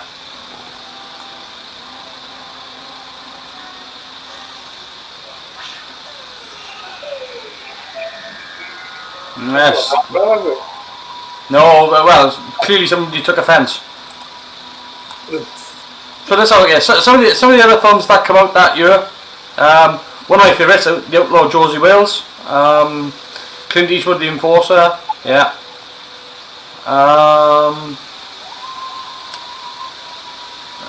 Eagle Has Landed, Pink Panther Strikes Again, Rocky. Rocky, that early? Apparently, yeah.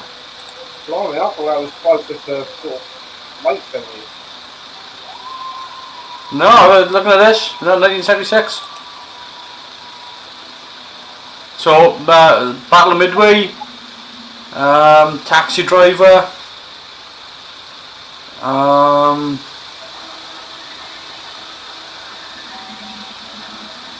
yeah. I mean, literally the biggest effects film to come out that year was Logan's Run, and if you ask me, the quality of this is far superior. Yeah, I suppose the movie budget made the sets a bit bigger on Logan's Run. That's about it. Yeah.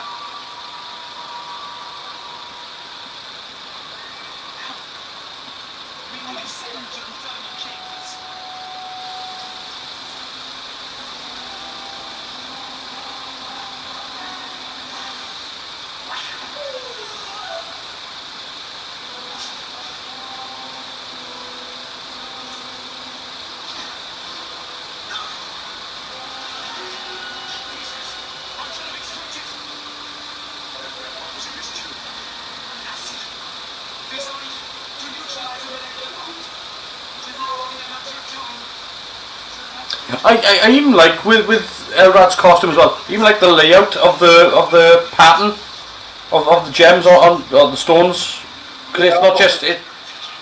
I thought the stones looked really good down her back when you saw her in the TARDIS. But you see on the front there, they sort of go up and then sort of divide off with larger into smaller, and it's the same. You know, it's all over, and it just is so well put together.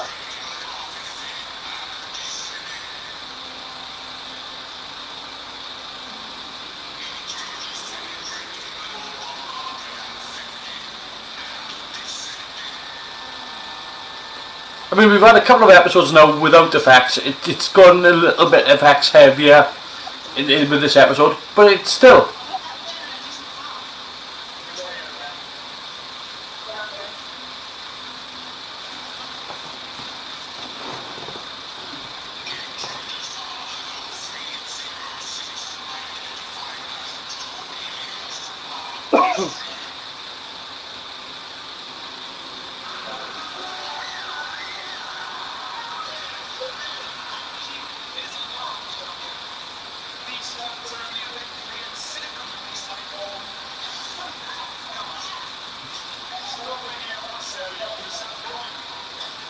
Like being dumped on by talcum powder. Or a CO, yeah, fire extinguisher, CO2 fire extinguisher.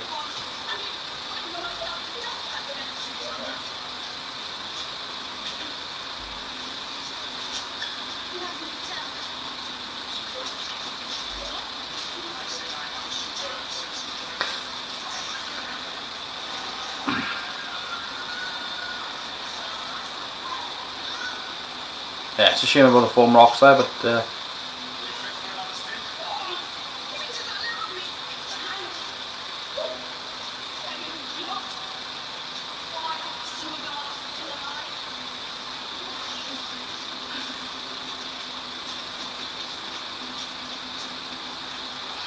it's kind of a. This is now I think about it. This is kind of a bit sort of Indiana Jones and the Last Crusade. Yeah, I suppose it is. Yeah. They sort of go through different challenges to get to the Grail room. Except this did it first. Yeah.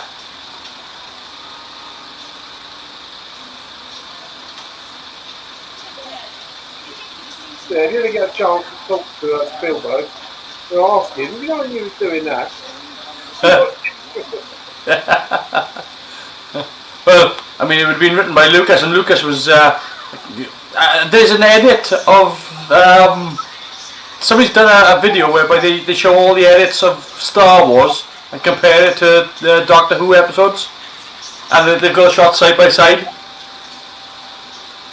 It's quite good.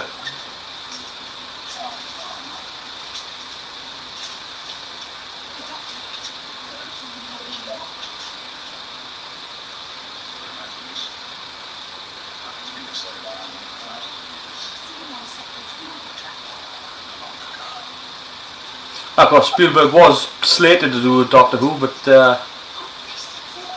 he got so far and then pulled out.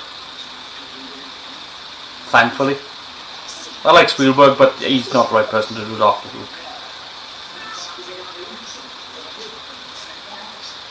Although, you know, if he was a fan, he'd do it properly. Del Toro. Now there's a director I would have to do, or Peter Jackson. Del Toro would be freaky.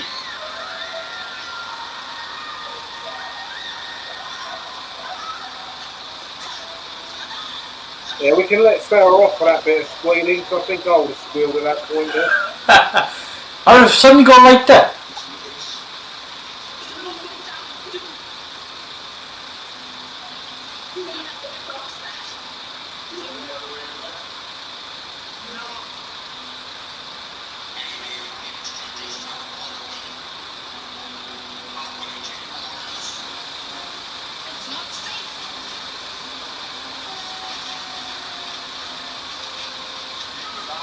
Just throw some stones across it.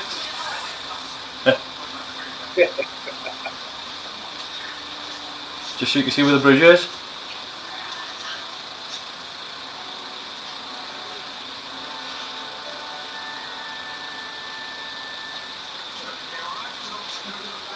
It weren't well their bodies talk like that, was it?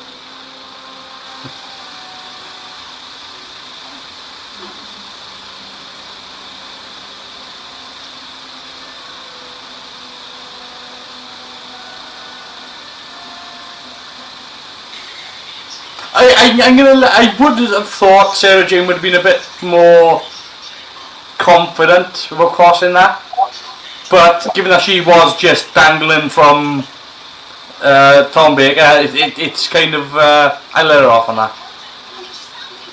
She's entitled to be a little bit jittery.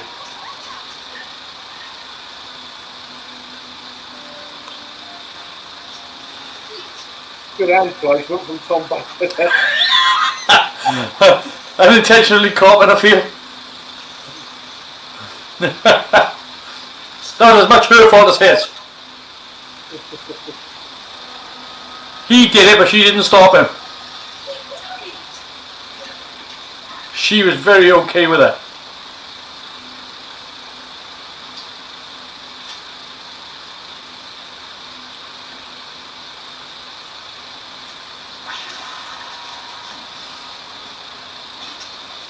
That was fun a bit, wasn't it? Yeah. Again, it's just very, very Last Crusade.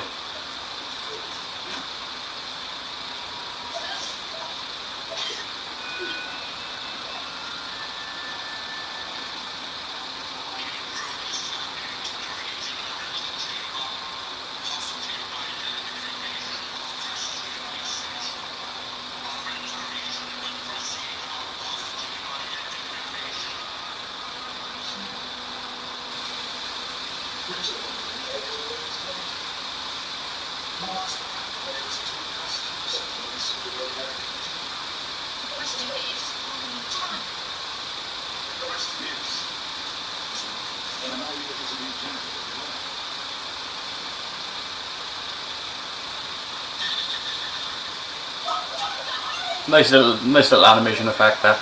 Yeah, it wasn't bad at all. Not so fond of that prop there. I think they're flower boxes. Yeah, so a bit wibbly wobbly that one, isn't it? Yeah. I let it go. Like everything else has been on point, so the one or two little niggles here or there is perfectly fine.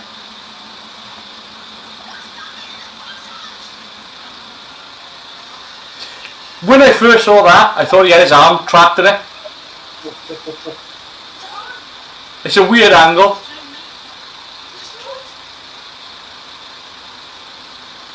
He chose poorly.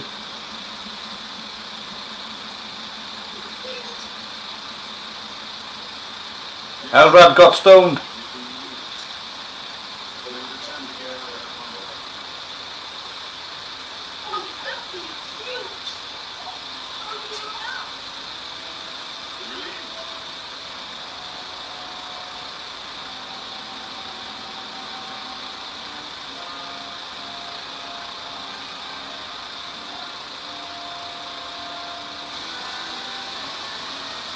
That's fine.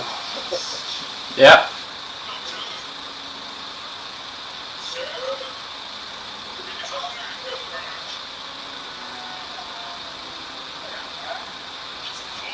Regenerated into a different sex in 1976.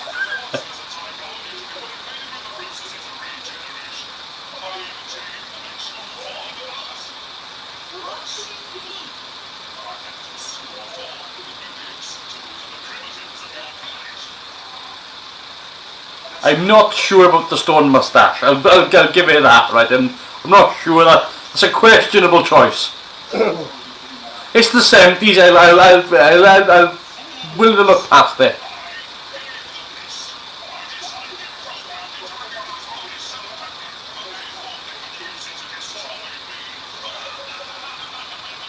Yeah, that costume's not as good. It doesn't quite work quite as well. No, It's still nice.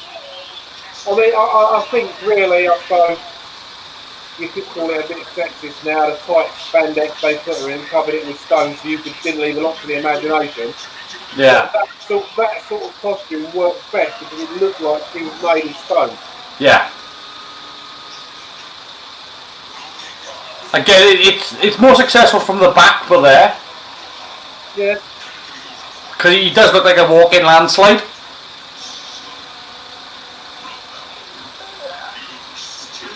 It's a bit tight bunched around the face there, isn't it? It's kind of like a Santaran makeup job. Yeah. He's kind of got to do the Michael Keaton back turn in it.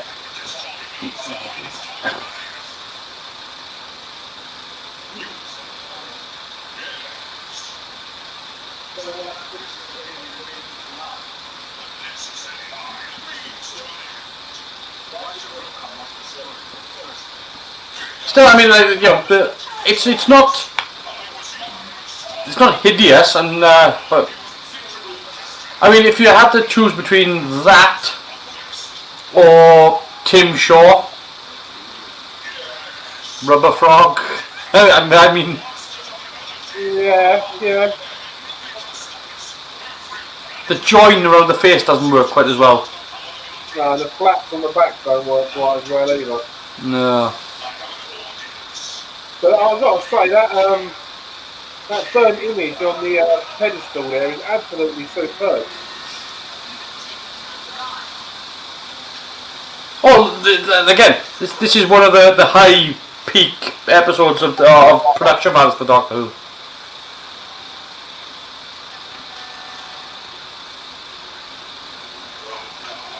You know, you've got to remember, like, you know, only a couple of years earlier when they did the Three Doctors, you had people wandering around in bubble wrap pretending to be antimatter creatures.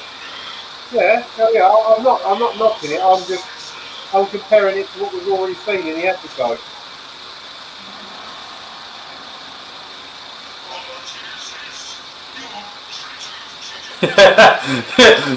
I remember the first time I saw that, it was just like Hasta La Vista Baby. Where the T-1000 shatters.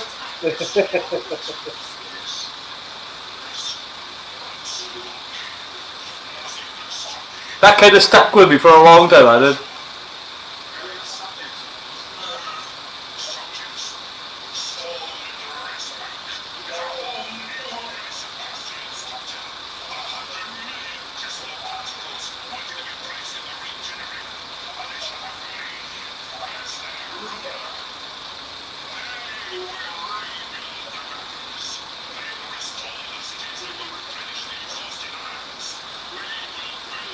I think what I don't like with that Eldrad costume is how there's no neck.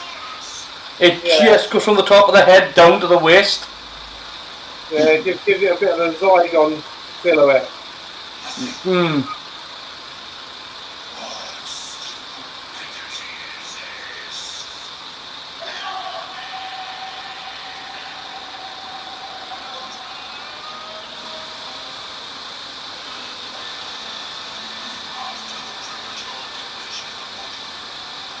I mean, there's just no shape to that, is there? Why is he wearing a poncho? Right, and it does look a bit of a comedy hat as well. They're arguing because one's got a grey hat and one's got a blue hat. They're cats in disguise. Yeah.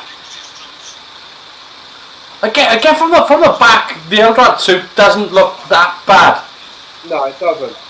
As long as you don't move and lift the flaps up for the shoulder piece. But yeah, it does look pretty good. They've obviously put some effort into it. Oh yeah, definitely. I'm not so keen on the peak. It's by comparison to the previous Eldrad suit. They should have gone with a similar suit with a man.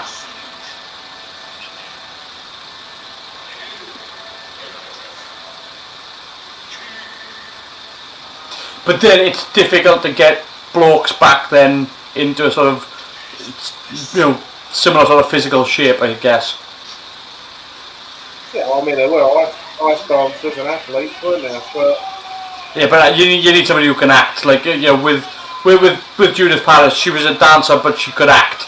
Yeah, well, I mean, me, if I was doing this now, or say 20 years ago, or whatever, I would have done everything the same, but I would have had, like you say, had a sort of a slim guy in the costume, done similar, and I would have overdubbed it. And I'll tell you, I was used for the voice of Eldrad, Brian Blessed. Would have been Yeah. Yeah, that would have been great.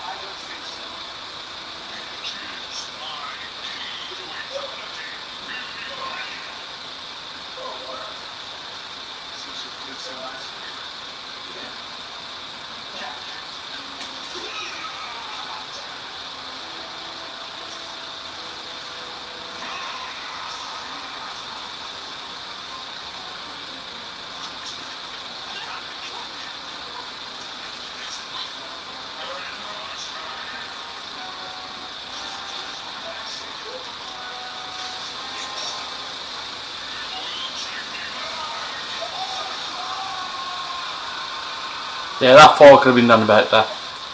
Yeah. A little bit.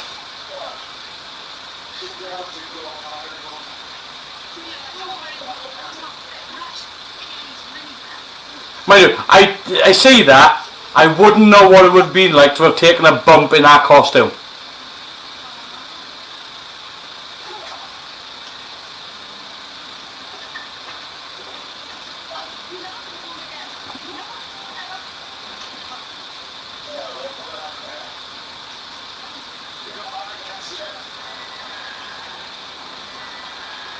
That's still a great shot. Yeah, no, absolutely. Again, all of the lighting for this show has been great.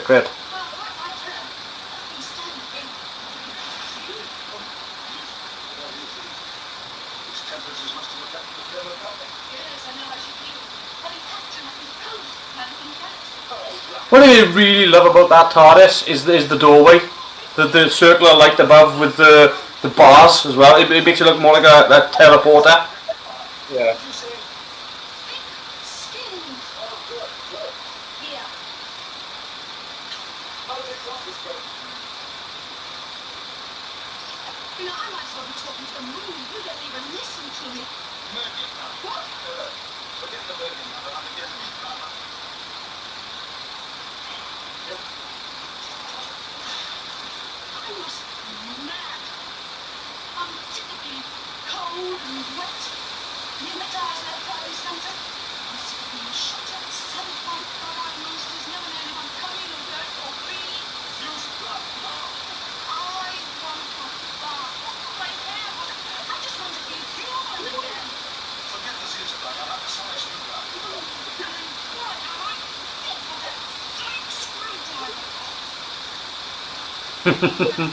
Not as fit as we are, Bill. Yes. Oh dear. God. If only there was some way of, I don't know, getting rid of it. And then not bringing it back again. Oh. Do you know, I don't mind it as a prop, but I mean, it's become a crutch, hasn't it? Well, as now, I mean, Tom Baker hardly used it, did he really? Let's be honest, David Tennant hardly used it. Well, in comparison to recently, yeah.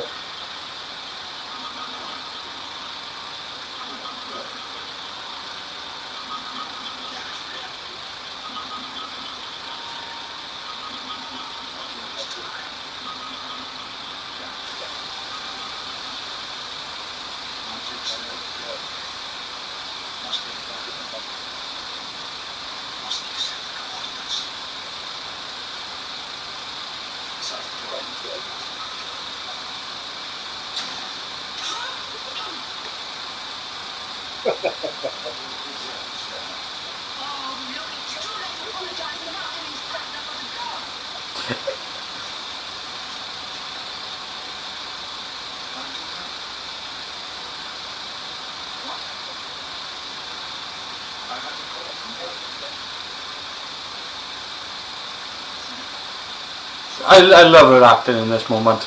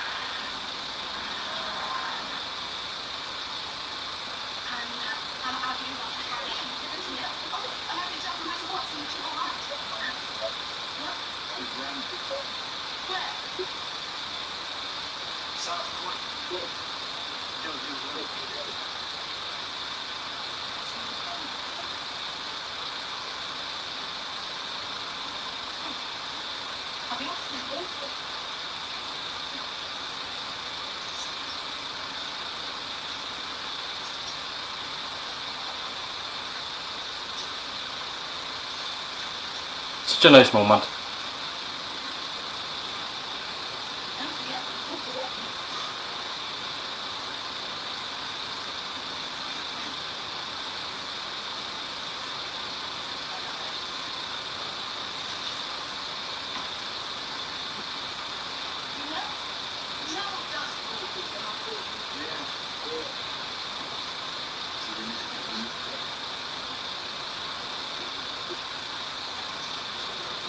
Until 2006.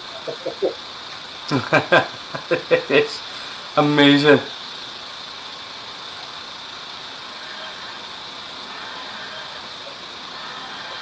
There it goes.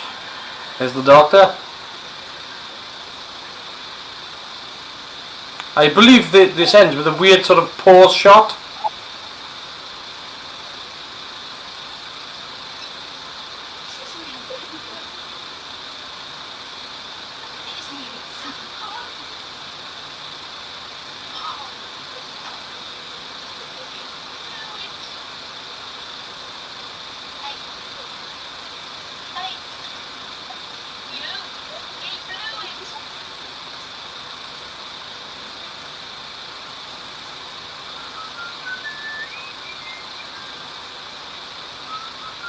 Yeah, it turns out Elizabeth Sladen couldn't whistle.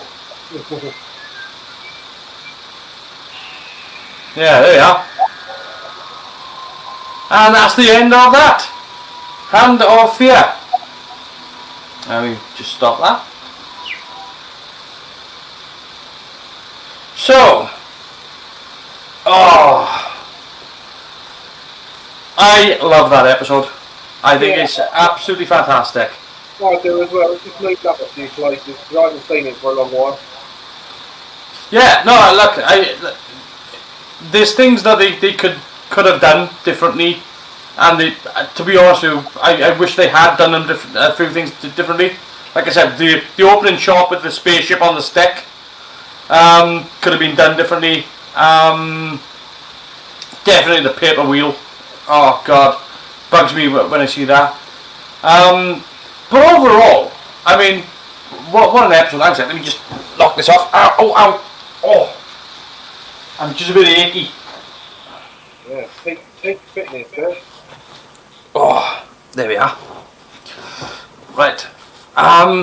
Yeah, no, I think it's a fabulous episode. I think that the story works well. Like I said, there should have been something else in the mix of the story for a normal Doctor Who episode, but because it was saying goodbye to Sarah Jane, I think that was enough. I think if they'd overcomplexed the story with another layer of something, or something else going on, it would have been a bit too much. I think they wouldn't have been able to give enough attention to Elizabeth Sladen and the character Sarah Jane. I think it's a good way of, because it was a Sarah Jane centric story to begin with. It was a good payoff, and obviously now she's left the show. We don't see her again in Doctor Who until 2006. Well, no, she does come back for one of the. She comes for the fifth. Yeah, she comes back for the 5 Doctors, and doesn't she do the Children in Need special one as well? Yeah, I think she does. But, well, we haven't seen her in a proper episode, I suppose. Because not till school reunion. Yeah, and also doesn't she do? Because I mean, Tom Baker didn't appear in the 5 Doctors, so she was with John Pertwee again, weren't she? In that episode? Yes. Yeah, the time she was dropped in the death zone, and he picks her up in Bessie, I believe. That 5 Doctors actually makes so that makes K9 and Company fully canon as well. I think so. So either which is it mentioned in that? Perhaps we should do that one week. Do we have to? Weird Satanists. Yeah, you know, because she has K9 in that episode, doesn't she? Yeah, she gets it sent from the Doctor. Yeah. Even Ian said K9 and Company. I'm going to take that as a vote for doing it. Oh, okay. And so we'll do the series 14, and then I think we'll just because we'll do K9 and Company. It's not that bad. It's not that good. it's not flying Cyberman head bad. No. If you're going to compare it to Bad Doctor Who, I have no argument there. But let's talk about good Doctor Who, because last week we were talking about how the letdowns of Mask of Mandragora kind of took away from how good the production was, and you know, sometimes the musical score didn't pay off, and Dudley Simpson done a cracking job on the music with this episode. You know, it's probably not what. Again, we were comparing it to sort of like John Williams last week, and it was a case of, you know, you can't do the same sort of thing, you know, compared to that. His contribution to the music for this period, though, has been pretty solid. He did a great job with this, though, with the visuals. Again, Matt Samet done a brilliant job with the camera work. Great photography, great choices, great locations, great sets. It's weird.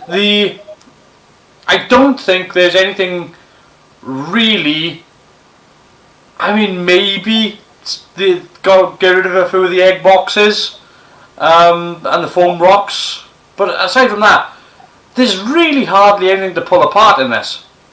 Well, I mean, this one had something from every food group, didn't it? I mean, you had the quarry, you had an alien world, you had a nuclear power plant, you had a control room, you had the TARDIS.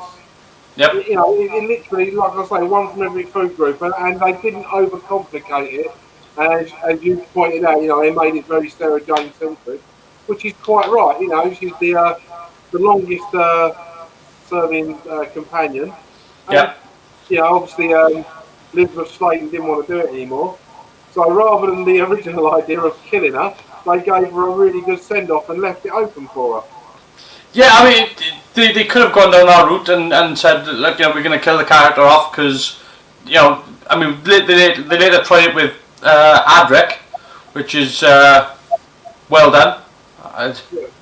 Let's be honest, like. You're saying it was well done because it was a really good story, or well done because no one liked it? I mean, little from column A, little from column B. But no, I mean it was Adric's death was well done, and really sort of the death of a companion. Did any other companion die before Adric? I don't think so. Main problem is with the male version of Eldrad to Brian Blessed. Yeah, I mean. It's not Brian Blessed enough. It should have been Brian Blessed. Yeah, should have been Brian Blessed. Yeah, yeah. But of course he comes into it later on as well. So as like gets married to Perry, the lucky. And I'm not going to swear. No, yeah, right. So let's talk about that Eldrad costume because again, the costume that Judith Parris wore was fantastic, and they should have just done exactly the same thing for the male version. I know it's, and look, this has always been a problem with when they wanted to get a fit actor to do something. They've never really had sort of, you know, the sort of particularly, you know, sporty looking athletic actors. I mean, you've seen it in other shows like in Star Trek: The Next Generation, when they do like the episode, the planet Justice, where they go down. It's supposed to be this paradise, and there's all these buff guys and gorgeous women walking around, and then you know which ones are the actors because they're just not in the same shape. They're just not. They just someone who was about in the mid-70s, who I reckon could have pulled that off. Richard O'Sullivan. I reckon he could have pulled that off. Well, I think there's a plenty of strong, you know, well-built actors, or, you know, sportish actors that could have done it. They were kind of few and far between on the male side, though. The women would normally, unfortunately, due to discrimination, were normally, you know, not picked unless they were fit. You know, unless they were sort of the sort of ice skater physique, you know, that sort of dancer sort of body. But men, I mean, you look at the people that were playing strong men back then. You know, the sort of I mean, unless you were dealing with sort of like Gordon Scott or somebody like that, you know, you were pretty much stuck with, you know, this guy has a bit of a beer belly on him, but he's supposed to be an athlete. You know, whereas these days, it's much more of a requirement for an actor to get into that sort of shape, you know, to get into that sort of physique.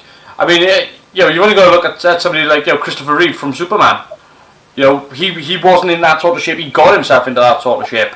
You know, and that's really sort of, you know, aside from, you know, the other person that was really in that sort of big physique at the time really was David Prowse. Who at this point in time would have probably been getting ready. Well, we would have been working on Star Wars. Yeah, you're a rebel. Sorry. yeah, exactly. So, and again, you don't. There are plenty of shows which have done it whereby this person's supposed to be this super athlete and really they just look like an average sort of person. You know, they're not they've never seen the inside of a gym. And again, it happens all the time. So they could have done something with the costume of Eldrad to take a normal person and just bulk him up a little bit. And I think that would have been more successful than the outfit that they ended up going with. From the back, it didn't look too bad. Again, it was when he moved. The second he moved, it just, as you said, you can see the flaps. And the bit you pointed out, the moustache, was not good. Yeah, no, 70 stone moustache, no. The jewel encrusted upper lip. It's a pornographic geode. Yeah. I don't really have a whole hell of a lot to say about this episode in terms of I think I've mentioned everything that I think it could have improved upon. Like I said, for the opening shot with the spaceship, you get that one shot where it blows up, which looks fantastic, but the overlay shot that they do or try to do, they could have executed that really easily.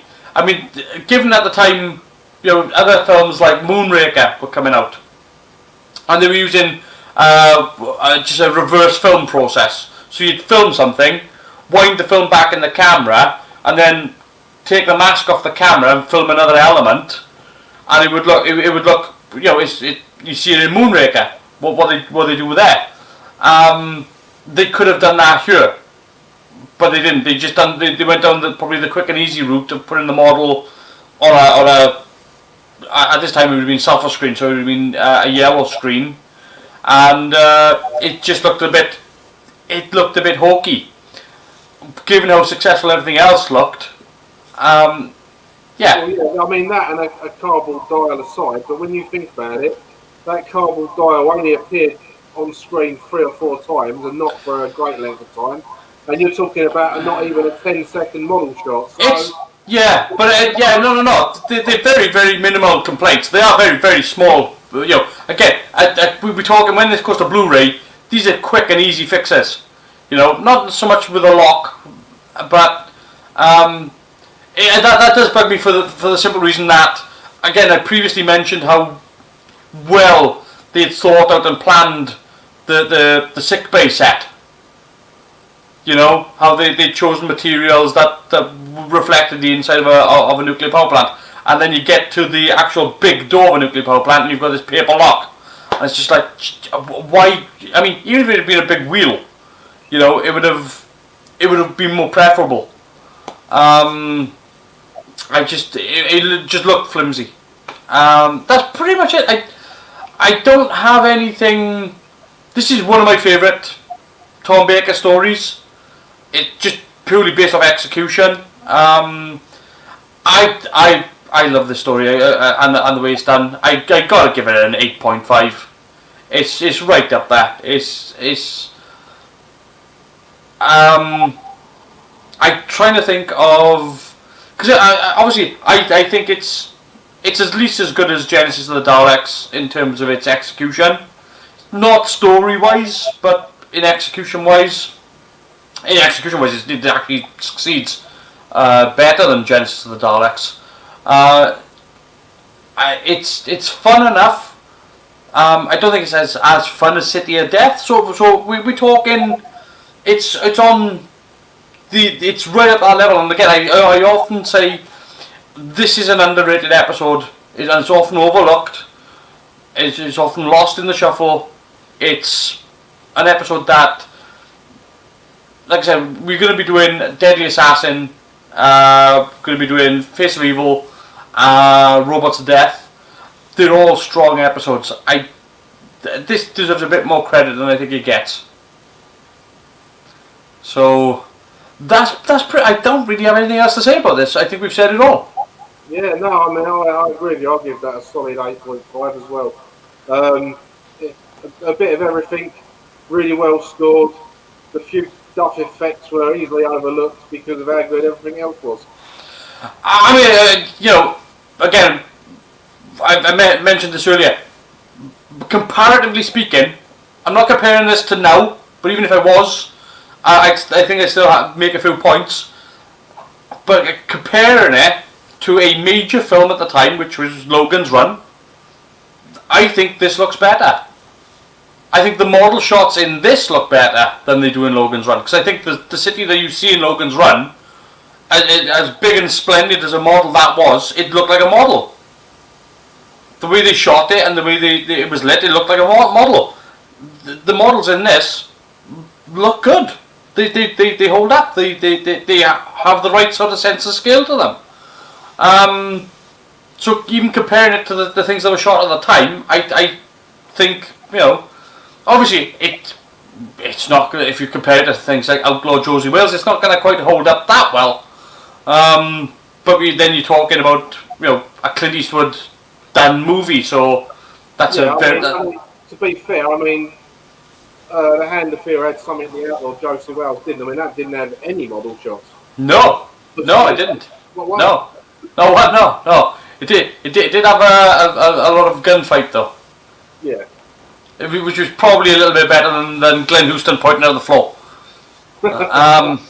You nearly took out Elrod's kneecaps. But again, look at the cast that we had here. Tom Baker, Elizabeth Sladen, Glenn Houston. Just great cast. Great cast, great acting.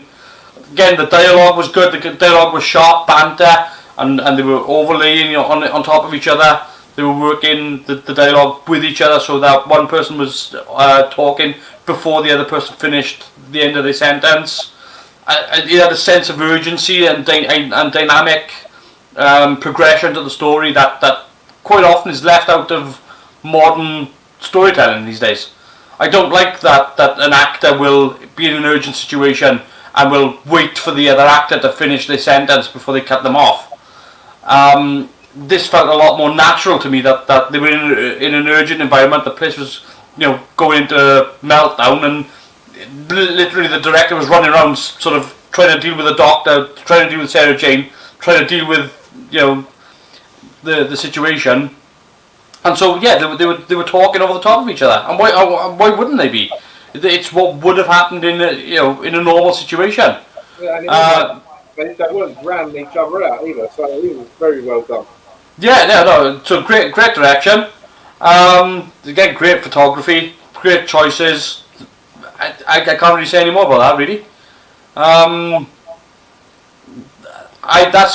It is one of my favourite Doctor Who episodes of the classic era. Hand of Fear, again, it has strong contendership. And yeah, you were right, season 14 has a lot of strong episodes. Not just 14, but obviously, 13, 14. Again, Robots of Death, we got that coming up as well, and that's going to be fun. Because there's so much pantomime with Robots of Death as well. I'm looking forward to that. Anyway, it's 2 hours 20 minutes. I'm going to leave that there. We're going to end this podcast, I think. So hopefully you're going to join us next week where we'll be doing Deadly Assassin. That's going to be fun. I'll be here. Yeah. So take care and see you next week. See you later.